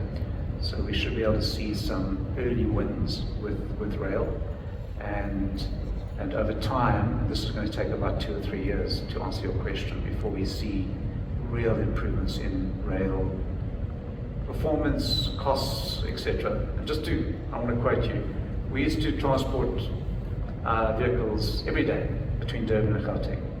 Now we have 1 train a week and it takes 4 days. So that's a fundamental area that needs to be addressed, but I think we can be very encouraged by the reforms that are on the right track. But this year we need to bed those down and finalize them. It's going to be a critical year for us, and we should see real material changes in 27, 28. Okay, great. Okay, there we go. I'm Melinda Ferguson from Cape Talk and City Press. I think my question is for Gulam. Do you think Trump's tariffs have backfired on the US, if you can understand what I'm saying, in terms of what his intention was? And how dangerous do you think Donald Trump is in terms of a psychotic imperialist? This will be you and us. Good luck, And I summon a friend to answer that. So backfired is a strong word, but I would say that President Trump has accelerated the shift towards spheres of influence. I did say during the former remarks that nearshoring, friendshoring is increasingly shaped by commercial trust. And I do think, therefore, supply chains are going to fragment and reorder. The short answer to your question is supported by the notion that for several years now, we've witnessed that 7 of the world's 10 fastest growing supply chains exclude the United States. And I think President Trump's actions will only accelerate that. The second layer that I may inject to this audience that we think about is what we're calling a geographic arc of prosperity. And we're saying the century is going to be defined by this arc of linkage between Africa, the Middle East, and the Far East. In terms of demography, that arc holds at least 2/3 of humanity. In terms of capital provision, for instance, there's a new vector of growth, and that's the Middle East. In 2022 and 2023, over 2 years, Middle East nations provided $130 billion of capital to Africa, 3 times in excess of what China provided. Put differently, the Middle East may be considered middle nation status, but it's a superpower in terms of liquidity provision, in terms of capital, in terms of investment, going to energy, ports, other logistics, and even retail and hospitality. So this notion of the global South fastening its cords, and particularly catalyzed by the buffeting caused by President Trump, will accelerate.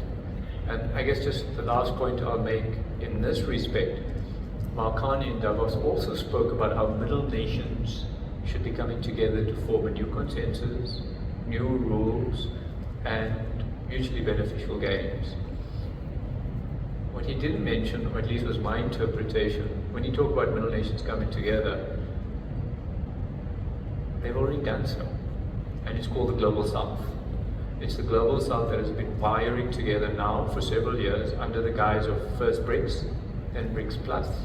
Language such as the Global South, we use language such as South-South Accords. And I think what he was mooting, without saying it, is the developed world, excluding the US, joining emerging markets in forming this constellation. It sounds a lot more easier than it is practically going to happen. But we, at least for 2 years, have been talking about a new bifurcated world where it is the US fraying transatlantic ties, which it has, and a developed and emerging market consensus that could emerge. And we've seen that develop and suggest over the last year. So in short, I think, yes, American hegemony is probably peaked. But that does not mean the end of American empire, just simply a greater contestation. Okay, I'm going to take one more question over here, and then, yeah, I think we're going to have to start wrapping up. Hi, Gurram. I think this is more for you, Virat van den Putte from independent newspapers. A quick question. I suppose that's why I'm here. We are seeing probably salary increases, lucky between 3 and 5%, yet everything else is increasing way above that. School fees, FMCG, medical aids, your security that you have to pay for a room, that's increasing well above that. Is that sustainable, or are we just becoming poorer? So you're correct in highlighting that there is dispersion in the overall basket. And I even go so far as to say that the poorer communities benefit less from this headline level of inflation, given that their basket is experiencing relatively high inflation than high income consumers. But the overall inflation level has benefited over the last year quite disproportionately from low fuel prices.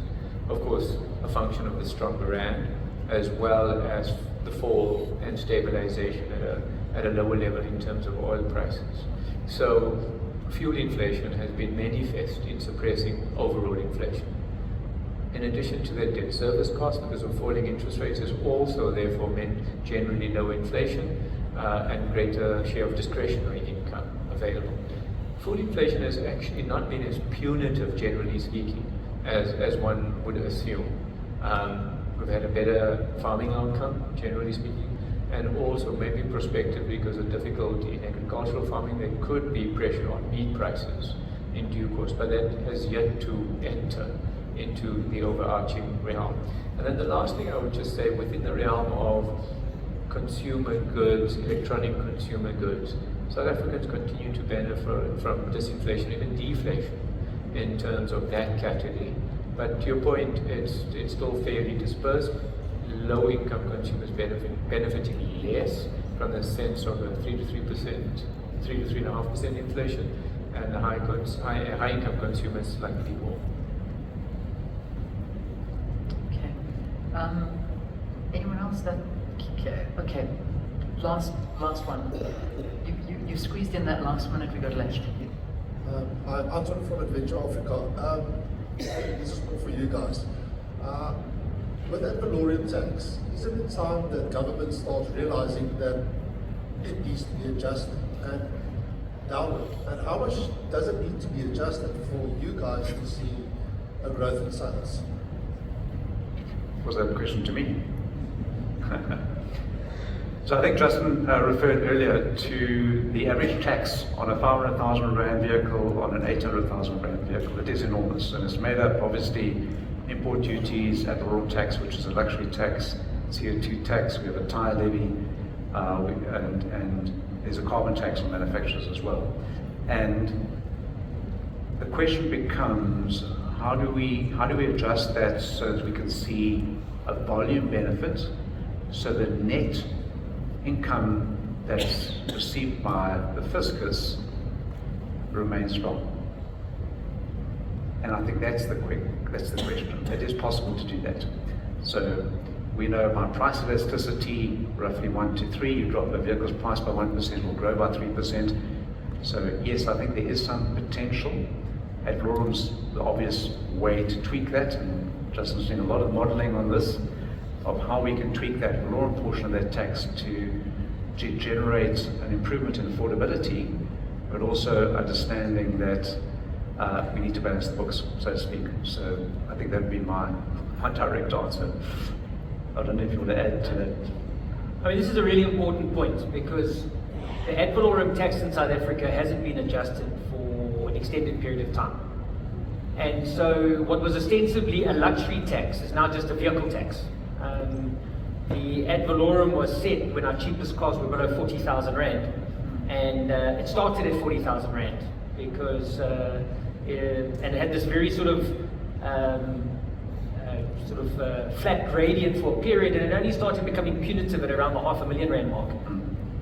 You can imagine 30 years after that was set, it's now punitive for entry-level vehicles in the South African market. So the ad valorem is quite distortionary. But for me, what it highlights is the challenge of dealing with the South African market and South African production. So, to date, policy in the automotive industry has been within the responsibility of the Department of Trade, Industry and Competition. And then, of course, the Department of Transport looks after the vehicle fleet and vehicle registrations and those issues. And National Treasury goes and collects as much money as it can from the auto industry as possible. That's been the sort of the structure. Going forward, it has to be coordinated, because we cannot have this massive overtaxing of the auto industry on the domestic market side, very generous APDP support, and then a Ministry of Transport that sort of allows zombie cars back into the system, the registering of grey imports, and basically a lack of professionalism of the maintenance of the vehicle fleet, when that is critical to the safety and the maintenance of a competitive new vehicle and second-hand vehicle market. So these three things have to tie up. in order for us to actually get the full potential of both production and market sales. And the ad valorem has to be dealt with. It's highly problematic. I'm a development economist. I can tell you it's anti-developmental. It does not work in the favor of the market. It does not work in favor of the development of the industry. I'm not aware of any price elasticity calculations on whether the vehicles are now overtaxed. I've seen nothing from government for 30 years on this ad valorem tax, and it needs to be adjusted for us to move forward.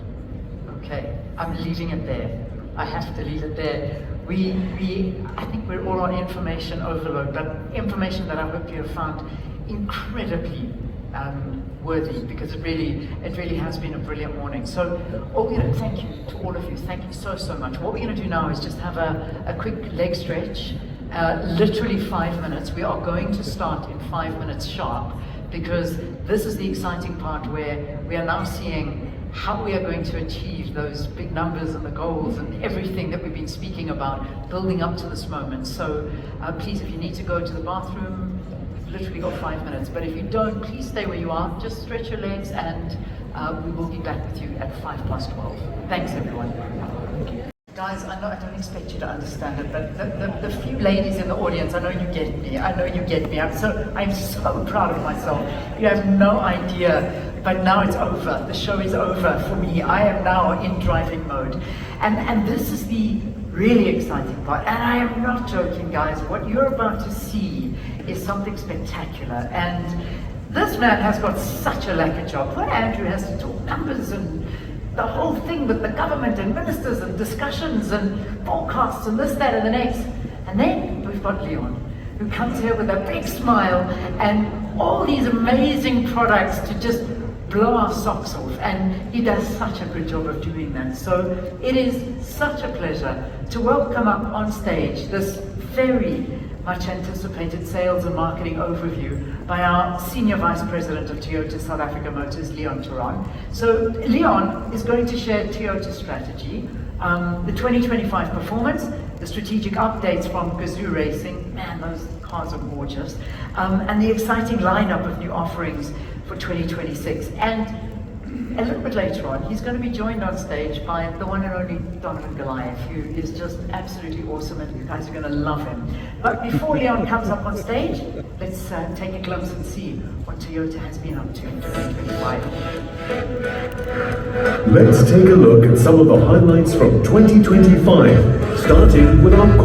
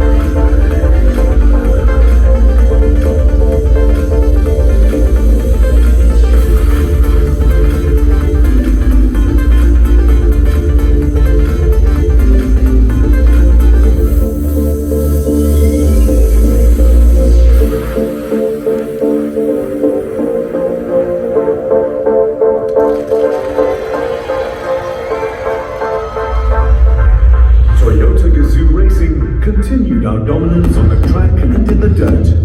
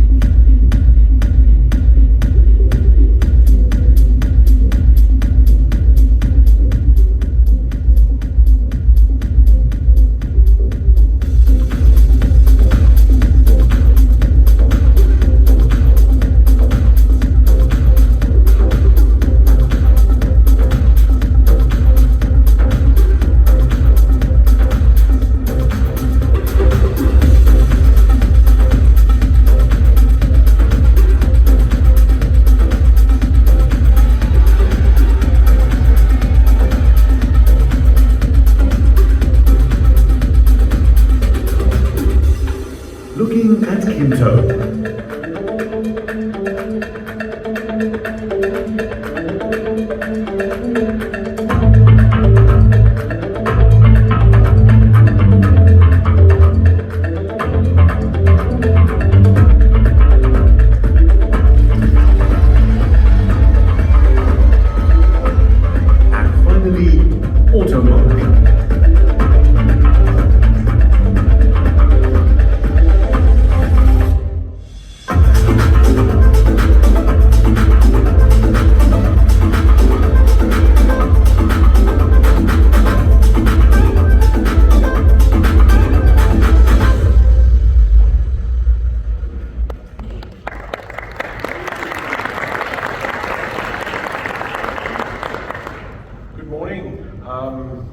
What an amazing year we had. Leanne, I don't know that the dress code was sneakers, otherwise I would have put mine on because I see Donovan also has sneakers. But I think it'll be frowned upon. Next time we'll do it. But I also would like to just give a very warm welcome to our members of the media. Thank you for taking the time to be here this morning. And of course, our component suppliers. A lot of our tier 1 suppliers are here. I've been fortunate enough to have met some of you already. And the important role that you play in our business. And then of course our dealer network. They are the guys that give me the grey hair, but we kind of work through it every year. But what an amazing bunch of people, but an amazing bunch of business people. It's so nice to be associated with them. And of course to the rest of the executives being invited for today.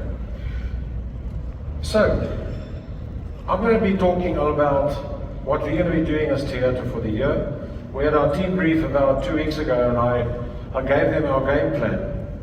But I'm not going to go into that kind of detail for today. So I'm really just going to give you a very high level view of what we're going to be doing for 2025. I just want to put it out there. We are not scared of our competitors. We're not. We do welcome it. We like it. Because it makes us better. And at the end of the day, we have to sharpen our game. And that's the role that we have to play as the leading brand in the South African context. And that's what we're going to be doing this year. I recall, it was 2016 when I had to fly to Japan. I was in charge of vehicle sales those days. And we started then already talking about what do we need to do as a company to make sure that we have an entry model range that we can fight, because we knew what was going to come our way. And already those years, the alliances discussions started. Linked to that was our whole mobility drive that we were on about, saying we want to create mobility for all. We want to give every single South African person the opportunity to own a vehicle, which is our mobility drive. We've been very, very successful. I'll be sharing some numbers with you. We've been very successful in the entry market, and of course we can see the price war that's going on in the entry market. We don't play price wars. We don't drop our prices on our vehicles because that's the wrong strategy. You simply hurt your brand, you hurt your retail value of your brand, because as you see on that video, we also have Automark, which is our used car business, which is very important to our dealer network. The last one being our multi-path strategy. Akio Toyota many years ago said that's the direction we're going as a company globally, Toyota Global, and that's what we've been pursuing. We are the leader in South Africa in terms of new energy vehicles, and we will continuously grow and we will continuously find solutions to grow it even further going into the future. Now, I do like numbers, and I like to talk about numbers because it's quite significant. If you look at that number, if you look at 2023, that was our highest market share ever recorded in the Toyota world. Last year was our second highest volume number that we've ever recorded. The highest number was 152,000. Now, to put it into context, this year we're going to go for 153. To be exact, 153,178. I don't understand why we don't just round it off to 153,200, but it's 153,178. And that's the number that we want to achieve this year. It's approximately 8% growth, and we're going to go for it. But that market share and that volume that we managed to uphold, and if you look at us, we call it daijunko in Japanese. We've been very, very stable in our performance. We cannot achieve these numbers if we don't have a stable manufacturing base, if we don't have a stable supplier base. We can't do it. It's impossible. So again, the contribution that you've made in helping us achieve these numbers is quite impressive. And then of course our dealer network for helping us get to these numbers. I was so proud of these numbers last year because at some stage it didn't look like we were going to get there. But the dealers really pulled it out of the bag, and our manufacturing base supplied us the stock that we needed. So of course, 46 years consecutive market leadership, something to be very, very proud of, and a number of 148,000. And our plan is that we want to grow the business even more in the future. Let's quickly look at our sales performance, and here we're going to be looking at product. Remember I spoke to you about what we did many years ago when we said we've got to have and we've got to capture the entry-level market. We're the only OEM in this country that has a model that compete in every segment of our market, from A segment right up to premium.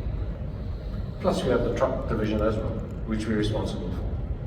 We're the only OEM, and this was intentional. This was strategic intent to play in every single segment of the market because we knew what was going to come to the South African market.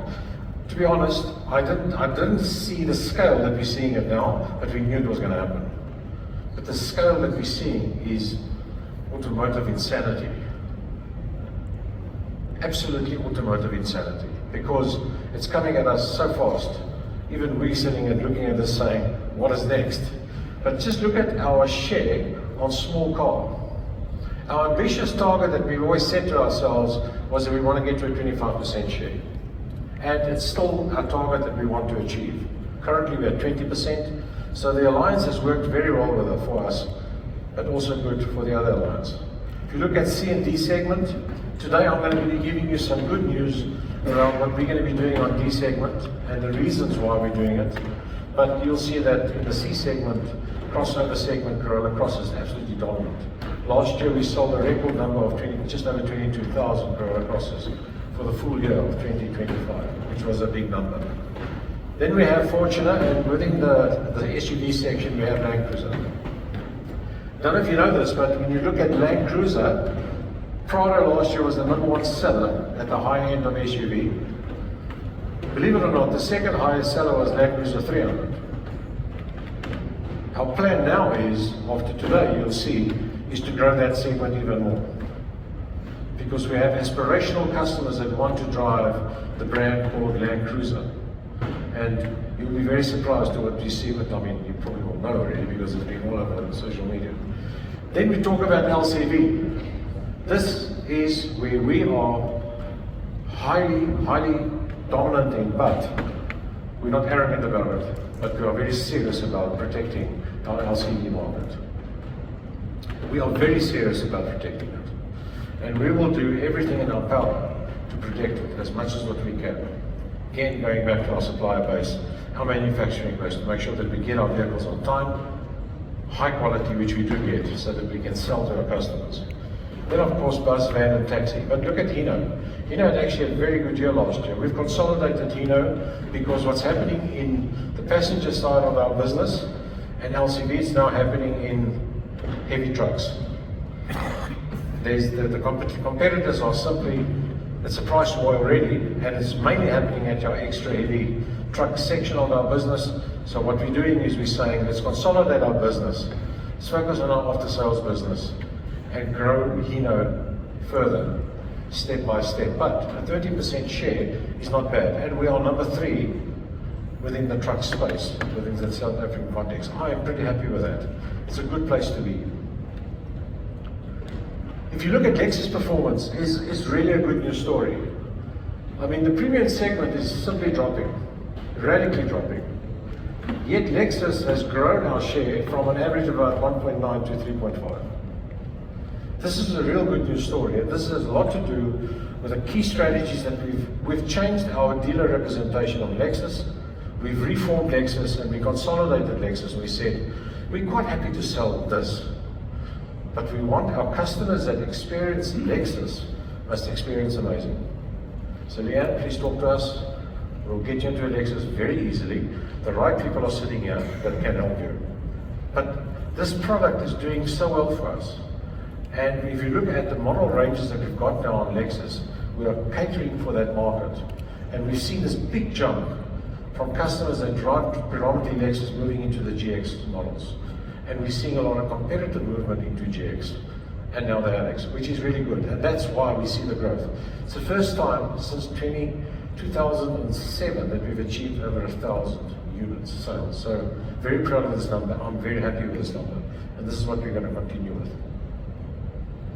I've got to talk about Takata. You all have seen this. We've had the Takata airbag issue since 2007 when we started it. But it's not just a Toyota issue.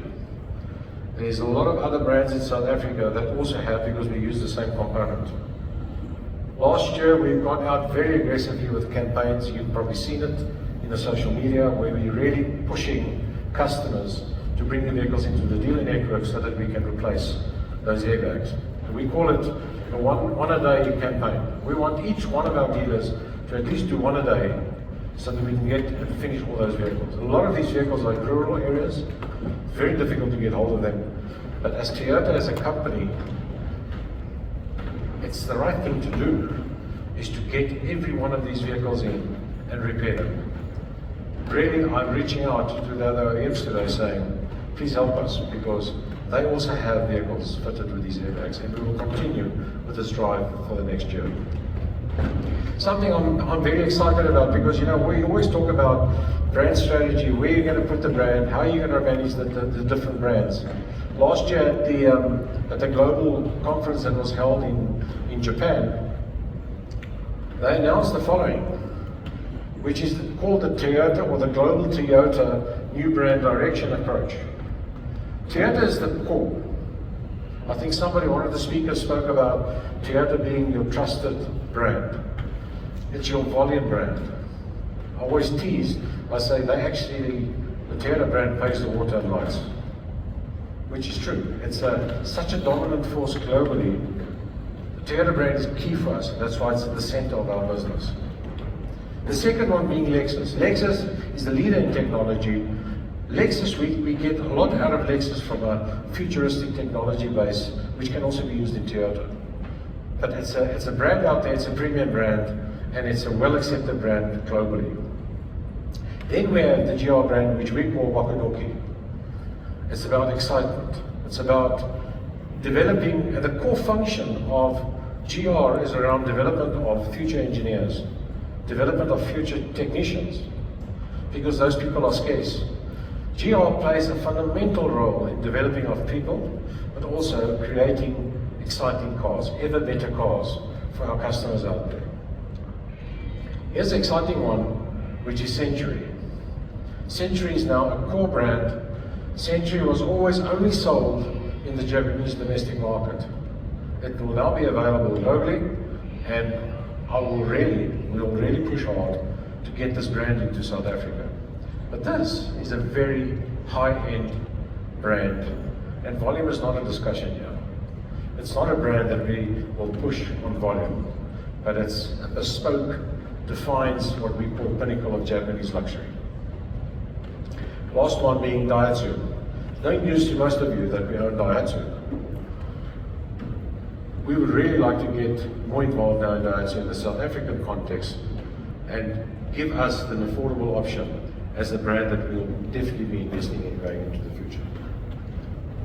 At the global conference, I spoke about the supercar trio. Can I please play the video?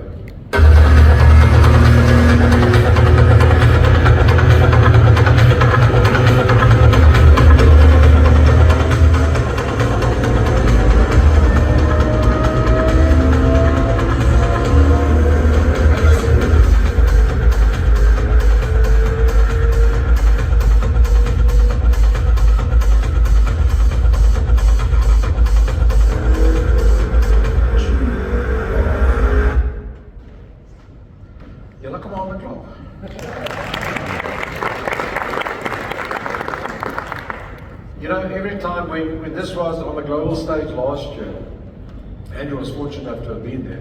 I would have loved to have been there. It was so exciting. You know, you look at what Toyota is doing, and we talk about multi-pathway strategy. This is multi-pathway strategy. We are building high-performance cars, which is linked to new energy vehicles. This is what it is. Our plan is to bring these vehicles in next year. No, we're not going to sell 1,000 a month. It's impossible. But we'll probably be bringing in between 10 and 14 next year. See how it goes. We'll be focusing on the road version. The track version is probably later, but it's super expensive. But it's something that we're going to be definitely bringing in. And I'll touch more about it when I talk to you about Gazoo and what we're doing on Gazoo in terms of our factory and how this model is going to play a role within that, because it's very bespoke. These vehicles will not be delivered at a dealer. So we're going to have a very different strategy on how we're going to manage this very small volume, and obviously the customers being completely different. Let's have a look at this next video around Century.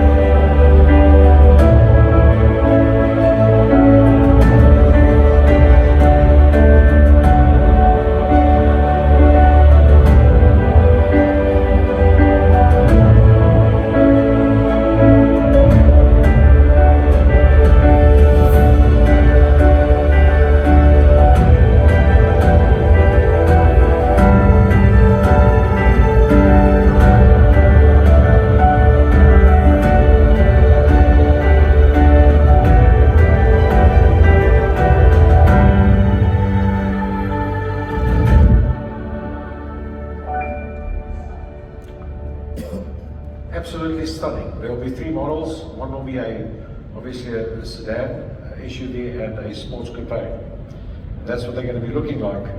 And definitely not the ones in the back. Those were the old ones. And those ones that were mainly sold in Japan. And I'll never forget, they always had a little white curtain that they had in the back seat. I don't think it's going to work here, but that's what we're going to be bringing in, hopefully in the years to come.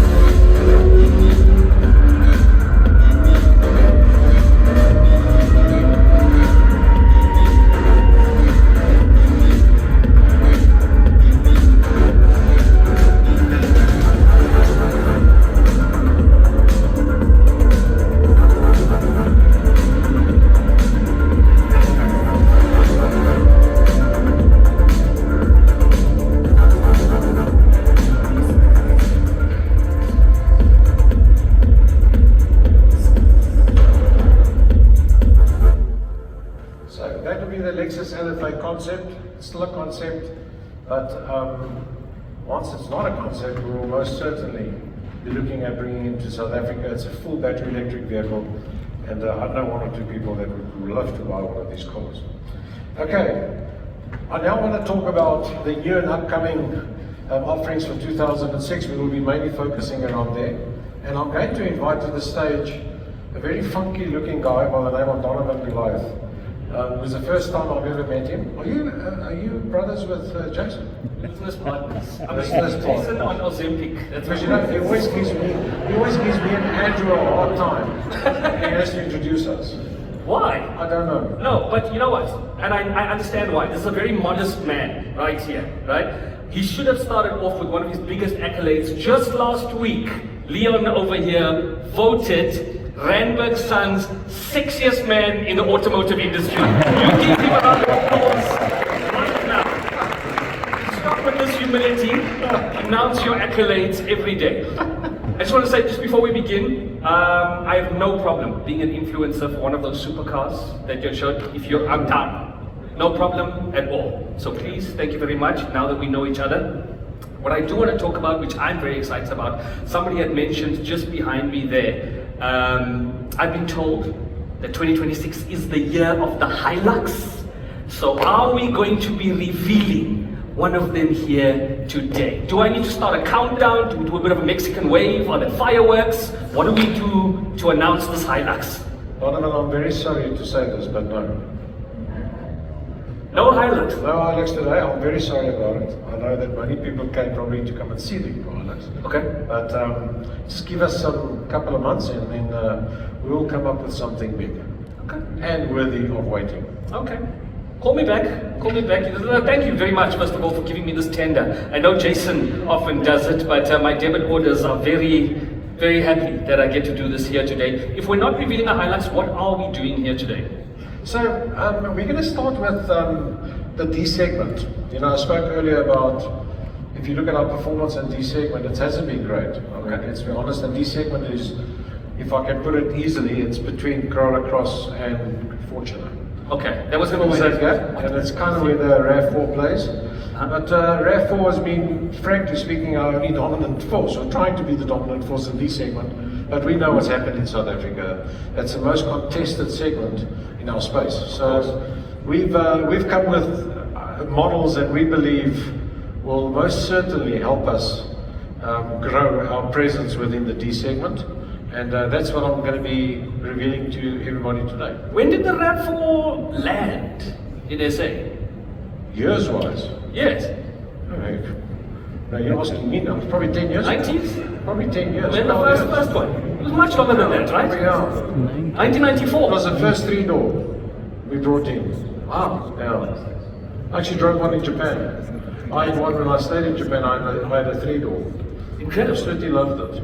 Okay. Yeah, it came out with a 2-litre engine. Lovely stuff. So what are we reviewing today then? Let's have a look at our first reveal.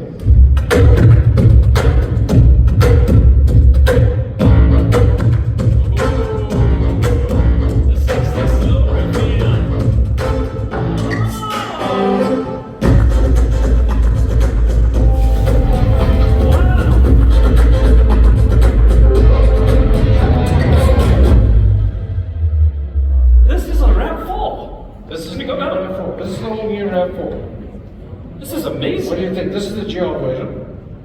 You know what it looks like? This looks like a RAV4 with Aeromat. That's what it looks like. The RAV4 with Aeromat. Like you've done a lot to it. Yeah, so we'll bring it out in 3 versions. Obviously, there will be a GR, bespoke GR, but 3 drivetrains: ICE, hybrid technology, hybrid electric, and plug-in hybrid. It's amazing. I mean, you guys obviously can't see a lot of the details here, but I mean, it's like fat spoiler at the back. Look at this, all of these details, piano black. Lovely. You know, do not be surprised. I'm telling you, there's a kind of guy out there that is going to put a BBS rim on this thing or something, or an Eagle rim. It's got those specs. This is lovely. Let's give it a round of applause. This is amazing. This is the sharp lines. I think what's important is that it's all new tech. First for Toyota, which is the 24-inch multimedia, which is really something important for us. And we're moving in that direction. So that is the first for us on this RAV. And I mean, just look at the design. I mean, the design is so futuristic, and it's an amazing car. I mean, inside the tech in this vehicle it really is something special. And another interesting stat about RAV: it's the #1 car seller globally in our stable.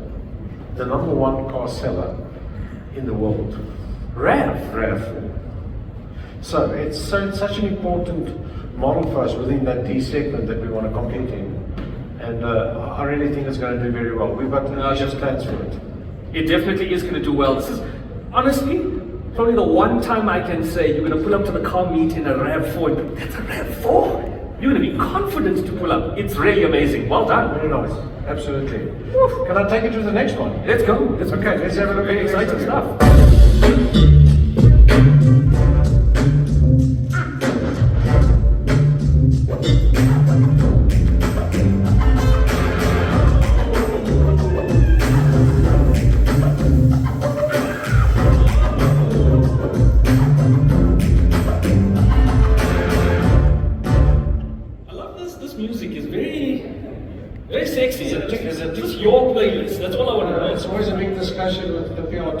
Okay.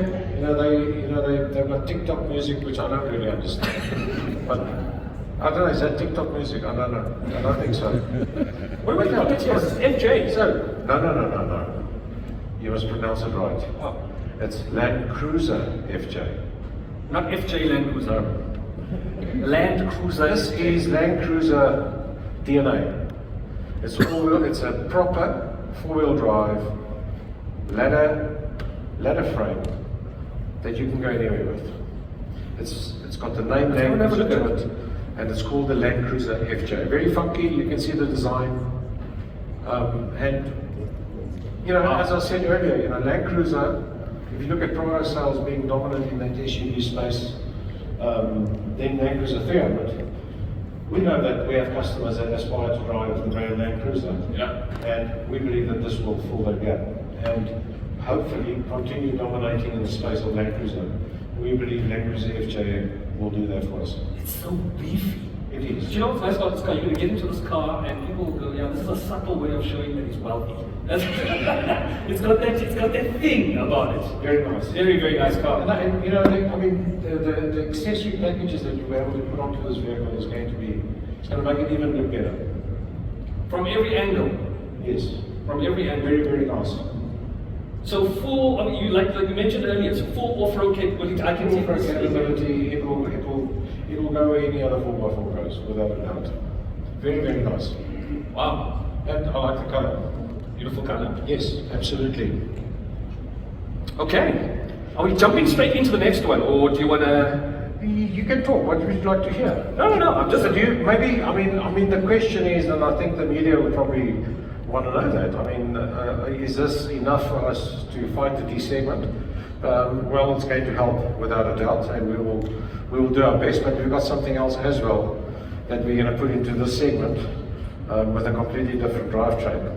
But RAV is an iconic model. As I said earlier, it's the #1 seller. Land Cruiser, the name, just Land Cruiser name is so embedded. I said to you yesterday, it's the master of Africa. Yes, of course. And it's really going to help us really build our D segment that we are so serious about wanting to tackle. Who are you thinking of putting into this car here? So, I mean, you got your big boy Land Cruiser guys. Who gets into this car? So, you know, it's very, you'll have your Hilux customers that always aspire to drive a Land Cruiser. We know they are there. Sure. Now, your top of the range Hilux is more expensive, will be more expensive than this. But the point is, there are Hilux customers within the South African context that drive the cheaper version of a Hilux. We believe will aspire for this. And I'm hoping that we will attract from some of our competitors into this Land Cruiser FJ, because it will be more affordable. And I mean, you're driving a Land Cruiser, which I suppose is good. Is this going to be, what do you call it? So previous gen FJ owners, is this the one you're wanting them to jump into? I think they will. I don't know if all of them will, but that vehicle is so iconic in its own way. But I do believe we have a strong feel and sense that current FJ customers will move into the new Land Cruiser FJ.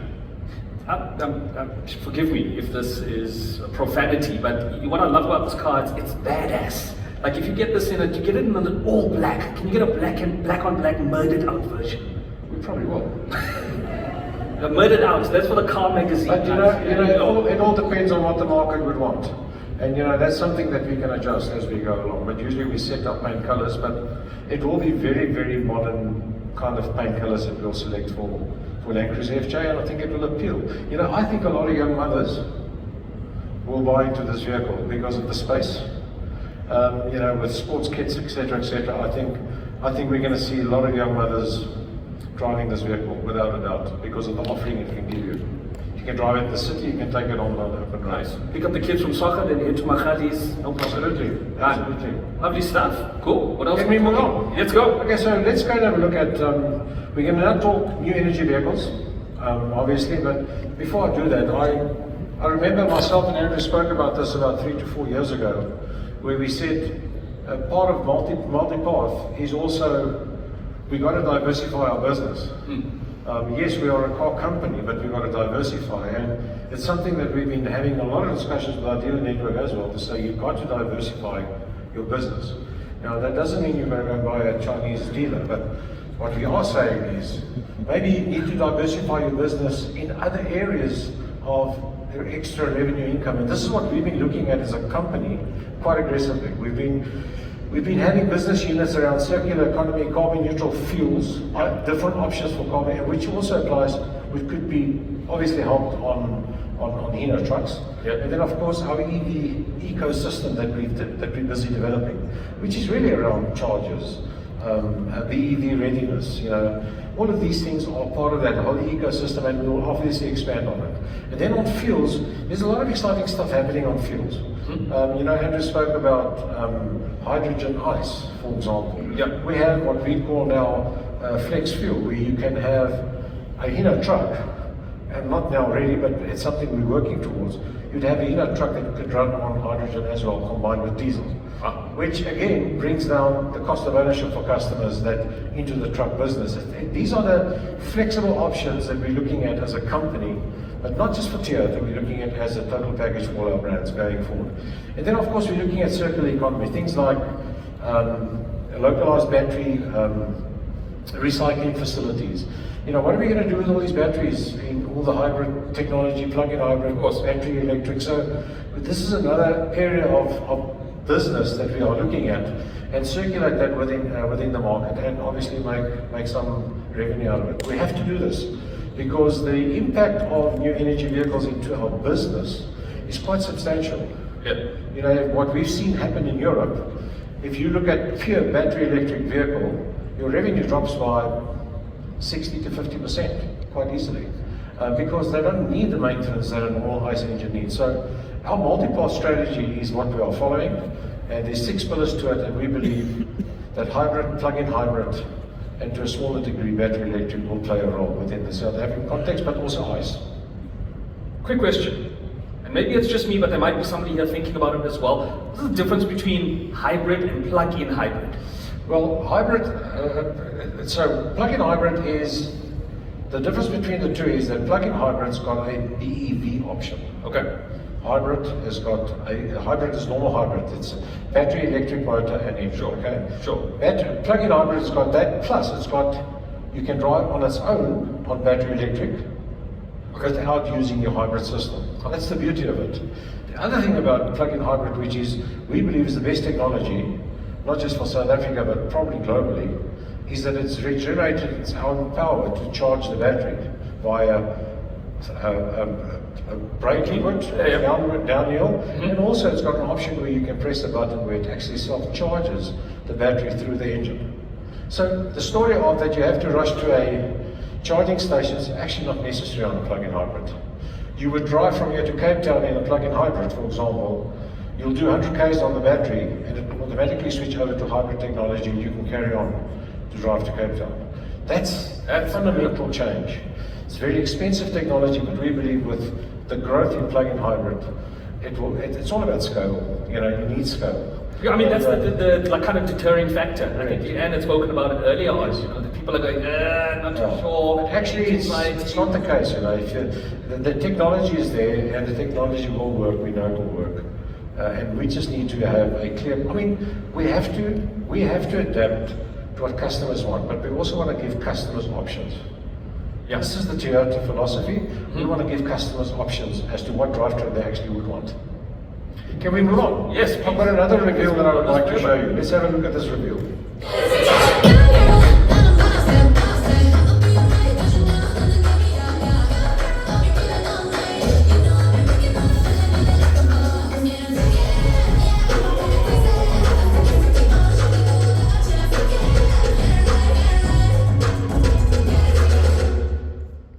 That's an EV. That is a full battery electric BZ4X. You see, let me tell you the first thing I like about this, and I think Gulam had mentioned it earlier. I love that we've kind of broken the, what do you call it? Let me take one step back. It always bothered me that EVs looked like dishwashers. Like there was no character to them. It just felt like, I want to drive an EV because it looks like an EV. We don't need to make EV cars look like EV cars. This looks like something I want to pull out today. It's got I think an easy way of explaining it, it's got some soul in it. So that's exactly it. Because if you sit in it and you Let's get in. you look at it inside, this is everything Toyota because it's, it feels like a normal car. Yeah, exactly. But it's battery electric. It's got all the technique that you want. Ranges up to about 400, 450. Depending on how you drive, I suppose you get to 500. But I've personally driven this vehicle last year in Japan. And what impressed me the most about it is, of course, the smoothness of it. We all know battery electric vehicles are smooth. Yep. The game changer for BZ4 is the X mode. And I'm sure the media Is will the X mode. It's called the X mode. It gives you a off-road ability, which is probably the first for battery electric. And when driving the vehicle in those conditions, we drove it on a Land Cruiser test track. Okay, we didn't go over big rocks and stuff, but the point is, it was muddy, it was rocky. This vehicle inclines, downclines, it drove exactly where I could drive with a Land Cruiser 300. What impressed me the most, Andrew was moved much quicker to becoming a BEV fan than me. I mean, you always talk about it. But I have made the switch because if BEV can give you that, and we can long-term have a solution around the battery anxiety, I think this is the way to go, right? If customers prefer to buy a battery electric, because it gives you everything. The off-road ability of this vehicle is what absolutely impressed me, and it's got downhill ascent. It really is incredible. And I completely changed my mind. What I like about it, as you said, if you drive any other BEV, it feels like a BEV. Yes. Because they're very similar in design. We've kept the Toyota design internally. Love it. And it's a BEV, but it's got so much other features. It's big wheels, it's higher. And you'll be seeing our marketing campaign that we're going to be running on this. It's really going to be focused around what this vehicle is capable of. Somebody made you guys angry and you are fighting at the moment because this is incredible. This will be another model that we're going to be fighting the D segment. Oh, really? Also the D segment. That will fit 100% into D segment. And we're giving our dealer network options now where we can actually really compete within this highly competitive segment in South Africa. That's incredible, man. I love it. Nice. Just give it a round of applause. That's amazing.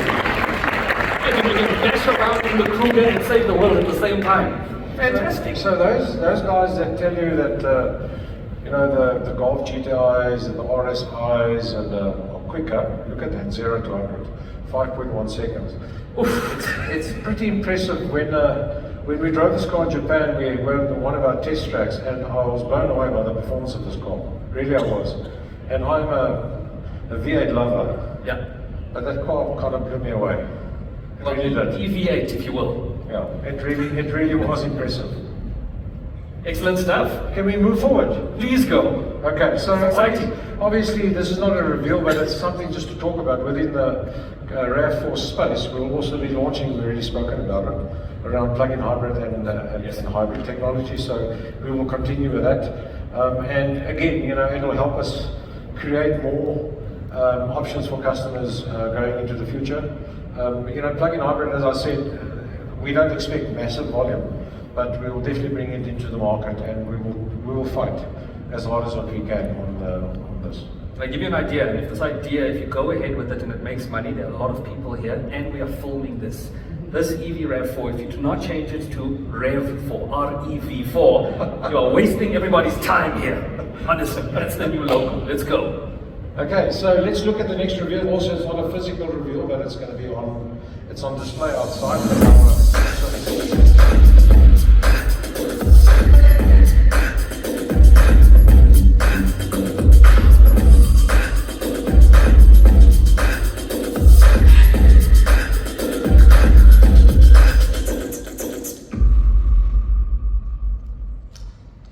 So this is now the all-new Corolla Cross GR version that we'll be launching this year, and really excited about it. Some nice subtle changes to it. We've made some nice changes inside. Actually, I drove one 2 days ago. I was very impressed with it. Even on the power side of it, I'm not talking massive power, but the car just feels differently dynamically, and it's of course, as you know, it's locally built. Beautiful stuff. You love it. Let's go. Let's go.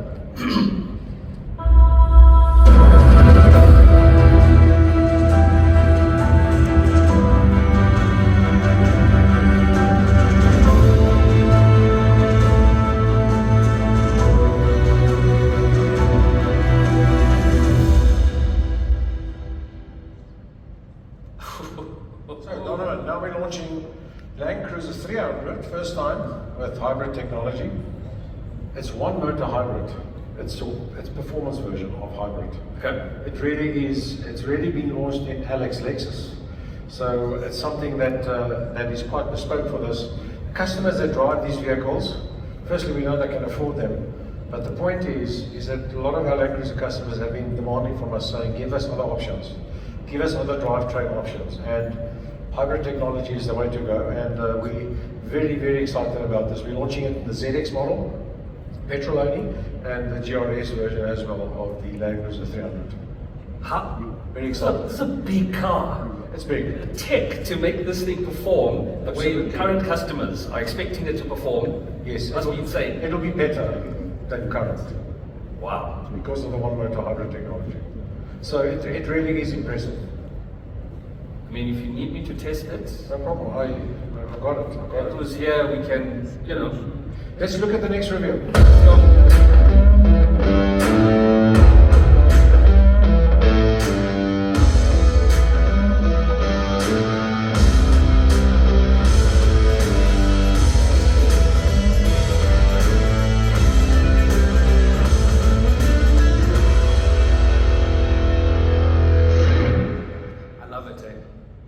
this. We've got one parked outside as well. Actually, the sequence was wrong.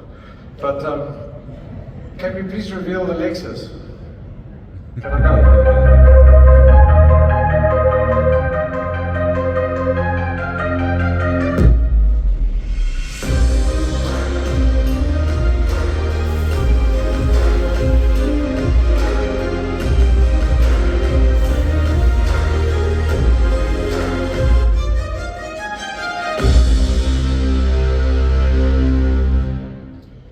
Okay, Donovan, that's the all-new RZ Lexus full battery electric F Sport. Yeah, no? Also, it's equipped with X mode, same as what you saw on what I explained to you on the BZ. And look at that steering wheel. This is like Formula One style steering wheel. This is amazing. Yeah, isn't it? Oh my gosh. Yeah, this is my size, eh? Is it? This is absolutely my Is size. this the one that you want to be the influencer? I could be anyone. At this point, I think I could be the influencer for all four of these cars. That's the way it's going right now. This is very, very close. I mean, haven't started it yet, haven't jumped. I mean, we haven't even moved in this car, but it feels like something that I want to take on. Again, you know, if you look at, because of the X mode in it, you can see, you know, the height, the wheel size, and it really is, it's really something that gives customers options when they drive a battery electric vehicle. Of course, I think that's what's important. It shouldn't just be a battery electric. People should talk about different things when they drive with their battery electric. I suppose that is the message. And once again, you know, props to the styling. Like, this thing is just beautiful. Like, every angle. It is. It is. Very aggressive styling at the back as well. Lovely stuff. Let's go. Do you have a different version of this? Like, because you mentioned earlier that we have something a bit more aggressive in this style. It will come, but I mean, just look at the kilowatt. I mean, the F Sport 300 kilowatt. Whew, it's serious power for a battery electric. But the next one is something I really want to share with you. Okay, let's go. We don't have a vehicle here, but it's this. It's called the RZ600E battery electric. Now, did you ever imagine that a battery electric would look this sexy? No, this isn't. This is the one. Would you convert a V8 now into buying this? Oh, absolutely, in a heartbeat. We can do it right now. You think so? But look at this car. I mean, if you look at the design, 315 kilowatt. I mean, carbon fiber roof, 20-inch wheels. Are we getting it in SA? Very aggressive. Will it be coming to SA anytime soon? Yes, it will come this year. Phew. Let's give that a round of applause, because that is... It really is nice. Beautiful design. You know, I mean, shocked. I think the shift that you see is when you talk about battery electric, and what Toyota and Lexus has done is create the excitement around walkie-talkie that I spoke about earlier on. Yes. Being excited about driving something different, but it still gives you a car-like feel. That is really what we want. People love cars. Yes. We love cars. Yes. So we want to make sure that that goes into what we sell to our customers. And that's the thing. I mean, you could easily manipulate people into, I mean, the styling could, you know, you could make this thing look cool, but if it doesn't perform absolutely the way it looks, because you're expecting grunt coming out of that thing. Very nice. Okay, let's go to GR. So, GR Racing, you know, we built together with our partner who was the owner of this business under the brand name called GR Racing. We've now built a fully established manufacturing facility in Midrand. It's about 90% complete. They're already manufacturing, building. The whole idea around this was motorsport's an expensive thing. Yep. And for us to make this sustainable into the future and to build a business model was important. So it's one thing saying, oh, but Toyota, you must just give the money. It's not how it works. You've got to build a business that can kind of look after itself. Yep. And this was the idea behind building this factory, where we can produce our own vehicles, which we've always done for many, many years, but this is high tech. We can produce 90% of components that we manufacture. We are manufacturing it by ourselves within this facility. So it's quite impressive. It does look like a showroom though. not a show. It looks like a museum almost. It's got. Please, Donovan, when you ever, I'd love to take you there. I mean, you must see this place. That's what it looks like. And then they got their machining rooms, they got their lathes, they got everything in this facility. And they literally build that Dakar vehicle from scratch right up. Wow. What we're also doing is our GTC vehicles, later on, all our GR Cup vehicles will also be, we want to bring things in-house, and we need to maintain our costs. And by doing that is, you build your own factory, and you contain your costs, and you contain what you build and produce. And also you know what you're producing, because then it becomes your own IP. So that was really the thinking behind it, and we're going to evolve. Now going back to the GR GT that we'll be launching next year, the idea is that these customers that buy a 7 to 8 million rands car definitely wants a different experience. You can't have a normal a salesman at a dealer selling and delivering this car. This car is such high tech. Yes. You need engineers to actually explain to the customer how this car actually works. So of course the network will be involved. They will be creating some of the leads, but the handover will be done at this facility, because what I haven't told you yet, part of this facility is a showroom. A proper GR showroom that we're going to be building, where this vehicle will actually be delivered to the customer. The handover together with the dealer will be done at this facility. The maintenance and servicing will be done by this facility because of the high-tech nature of the GR GT. So it's first time we're doing this. You know, it's new, and I mean the dealer model is not built for this. It's like a nice customized personal experience. Like when your car leaves that floor, you feel like you've been a part of it almost. Absolutely, and I mean a lot of these guys, when they buy these cars, they don't even know what they're buying. Of course, because many of them own Ferraris and Porsches. Yes. So this car, he already done his research. He knows what this car is about. He wants to talk to an engineer that actually shows him the car. How do you start this car as a process on its own? Yeah. And never mind driving it. So you know that's the kind of experience we want to give the customer in the future. So I'm very excited about it. Very nice. Okay, so let's have a look at the next reveal, which is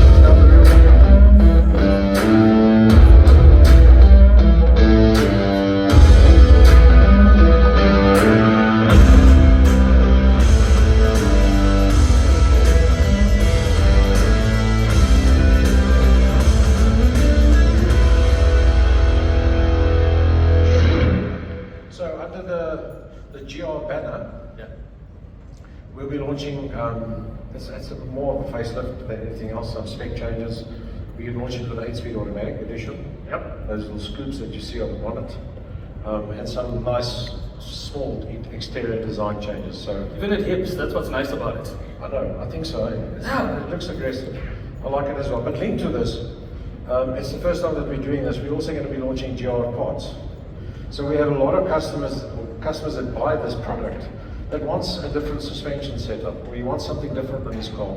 We're now going to be able to supply them as well with parts, which is really what we want to do. Is this only for GR owners? GR owners. Okay, so I can't go in there with the standard Corolla and go. Look, I suppose you can take a Corolla, the normal Corolla hatch and try and beef it up if you want to. So, I mean, I wouldn't suggest you do that, because a lot of the stuff that's engineered into this vehicle is engineered for this. Because you'll have a stiffer shock absorber, or rebound different. So your design is going to be different. So I wouldn't say that. There are at least 5 people here who go, a Cressida GR could be something. Like that was in Limpopo and Eastern Cape, Cressida GR, let's go. It'll happen. Okay, so the next one is around our GR Cup that has been so successful. Yep.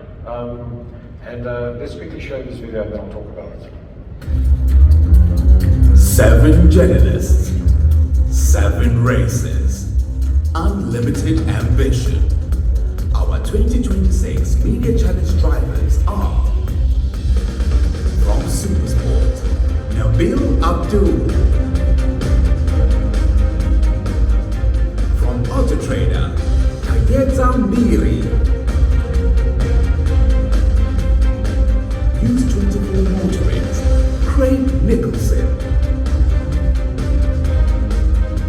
For the Witness and Algoa FM, Naresh Maharaj. Representing ENCA, Justin Ford. 2 p.m. on Cars, Kumbin Chagazi. And Kunakali on Wheels, Brandon Jacobs.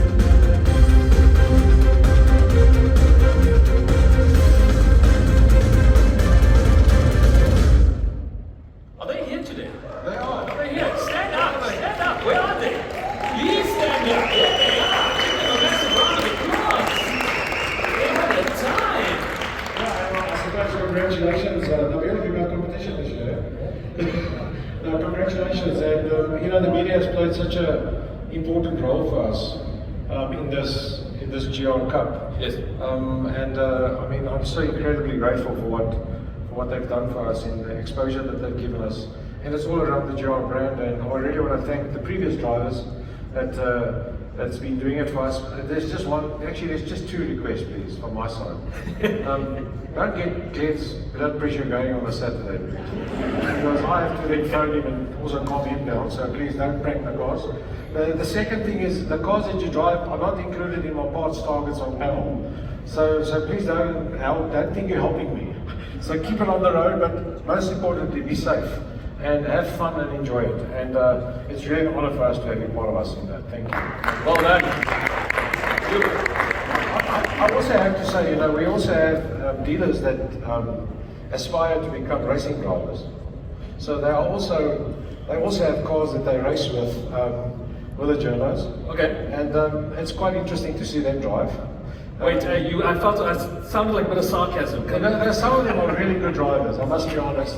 But what I like about the group of dealers that's actually participating in this, they're passionate about cars, they're passionate about the GR brand, and it just helps us build what we've always been saying about building this GR brand. Not just, it's a global push, but as South Africa, we really intend to build it even stronger, and it's because of these activations that help us do that. So both of them, thank you very much. Amazing. Okay, the last one I want to talk about is we're also going to now be going into what we call the GR Cup Rally Challenge. And also, one of our journalists will be driving this car. It's actually parked outside. I said to Mark Jones, where's he, Mark? Please give him a hand. He's the bravest man. I don't know if you're brave or why you're doing this, but please keep it on the road.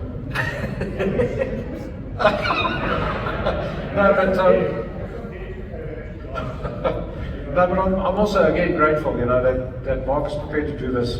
We're not, the rally scene has dropped a lot, and Glenn and his team are trying to really build it up more. And I think with having people like Mark, who's an absolute petrolhead, participating in it, and again just enjoying it, is really the exposure that we want. Fantastic. Shout out to you, Mark. Well done, man. Well, it was an absolute honor having you with me. I really enjoyed it. Appreciate you. Thank you for being who you are, and we can maybe talk one day. Very heartfelt. Yeah, it is. It's been wonderful. Thank you. Give this man a massive round of applause. Thank you very much, sir. Andrew, I'm going to call you up to the stage, and then Leanne, I think.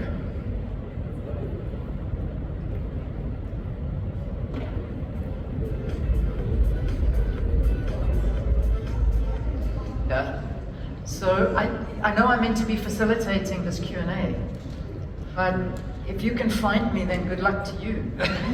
Because Leon, you remember you said that you've got a mommy car. I jumped into the mommy car and let it drive off. It's stunning, it's stunning. I've been having some fun looking at these cars. They're unbelievable, guys. I can't wait till you get a chance. Yeah. I tried to figure out how I was going to drive away, but I couldn't, so here I am. That was stunning. Gosh, did you guys enjoy that? What did you think? Awesome. I think so. Okay, a quick Q&A. So let's take a couple of questions just to sort of see. Okay, there we go. Always our first hand up there. What's your name, by the way? Brendan from Marilla Media. Brendan, awesome. Leon, I'll give this one to you. Reports are that FJ is going to have a 2.7 petrol motor. That motor is also about 25 years old. Is Toyota South Africa able to use their size and sway to get a diesel model for local consumption? Thanks, Brendan, for that question. Yes, we are launching it with a 2.7 engine, you're 100% right.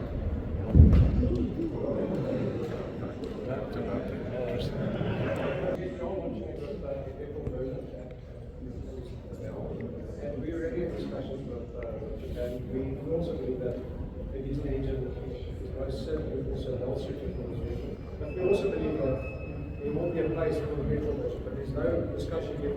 There's no plan yet for the diesel, but it's really in the discussion phase. That's something that we're not sure.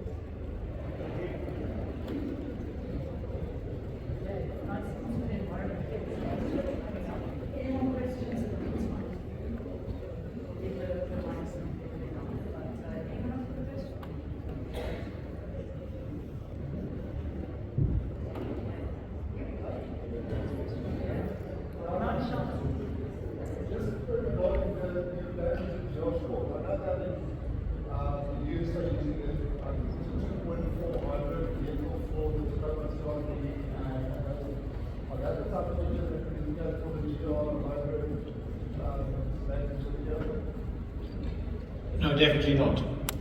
Definitely not. No, definitely not. Simply turbo petrol with the one motor hybrid. No, that's what it is. Delivering around 340 kilowatts. Yeah, that's a performance vehicle. That's why I said about launching it with a one motor hybrid. It's super good. It's got a lot of performance. When you drive it, you'll feel it. Any other questions? All right, it looks like we're not, but I'd love to, if there's anything sort of you want to end off with, Andrew, because we sort of, I'm not sure, after we've seen these reveals and the exciting year ahead, I don't know if you want to just add anything to close off? Thank you very much. Really appreciate everybody attending today. I think we're doing it in an environment where we do have a lot of change. The auto industry in South Africa is going through a tremendous amount of turmoil.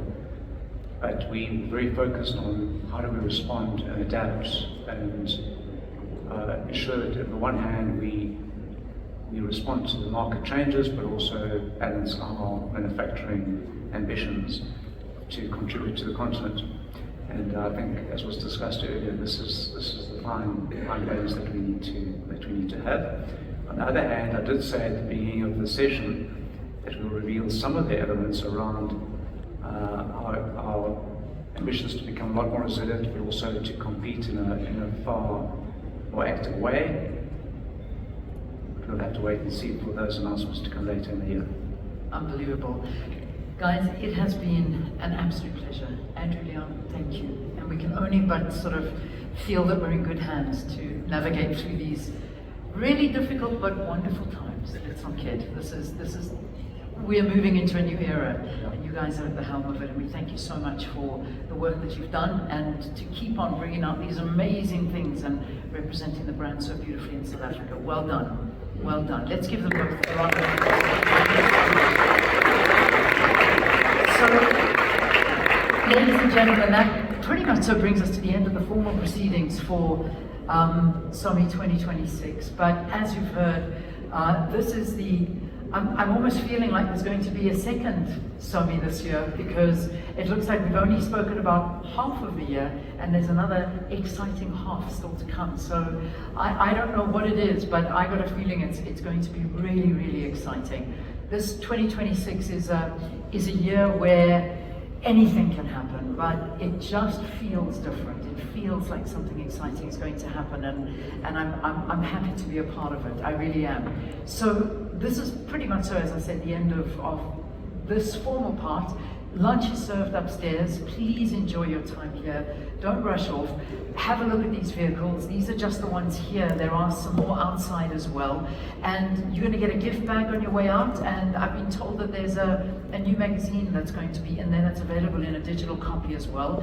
And that's part of the Lexus brand. But what a magnificent morning it's been. It certainly has been some food for my brain, and I hope it's been the same for you. Have a fantastic year, and we really look forward to meeting again very, very soon. Thank you so much, everyone, for being here, and take care. Thank you. Bye-bye.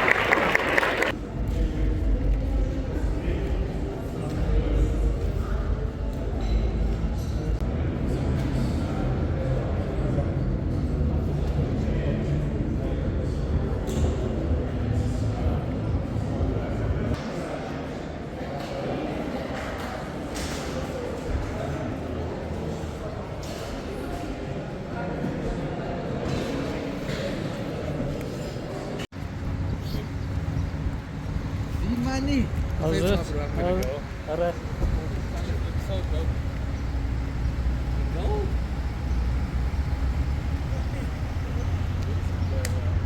I'm standing in front of the city.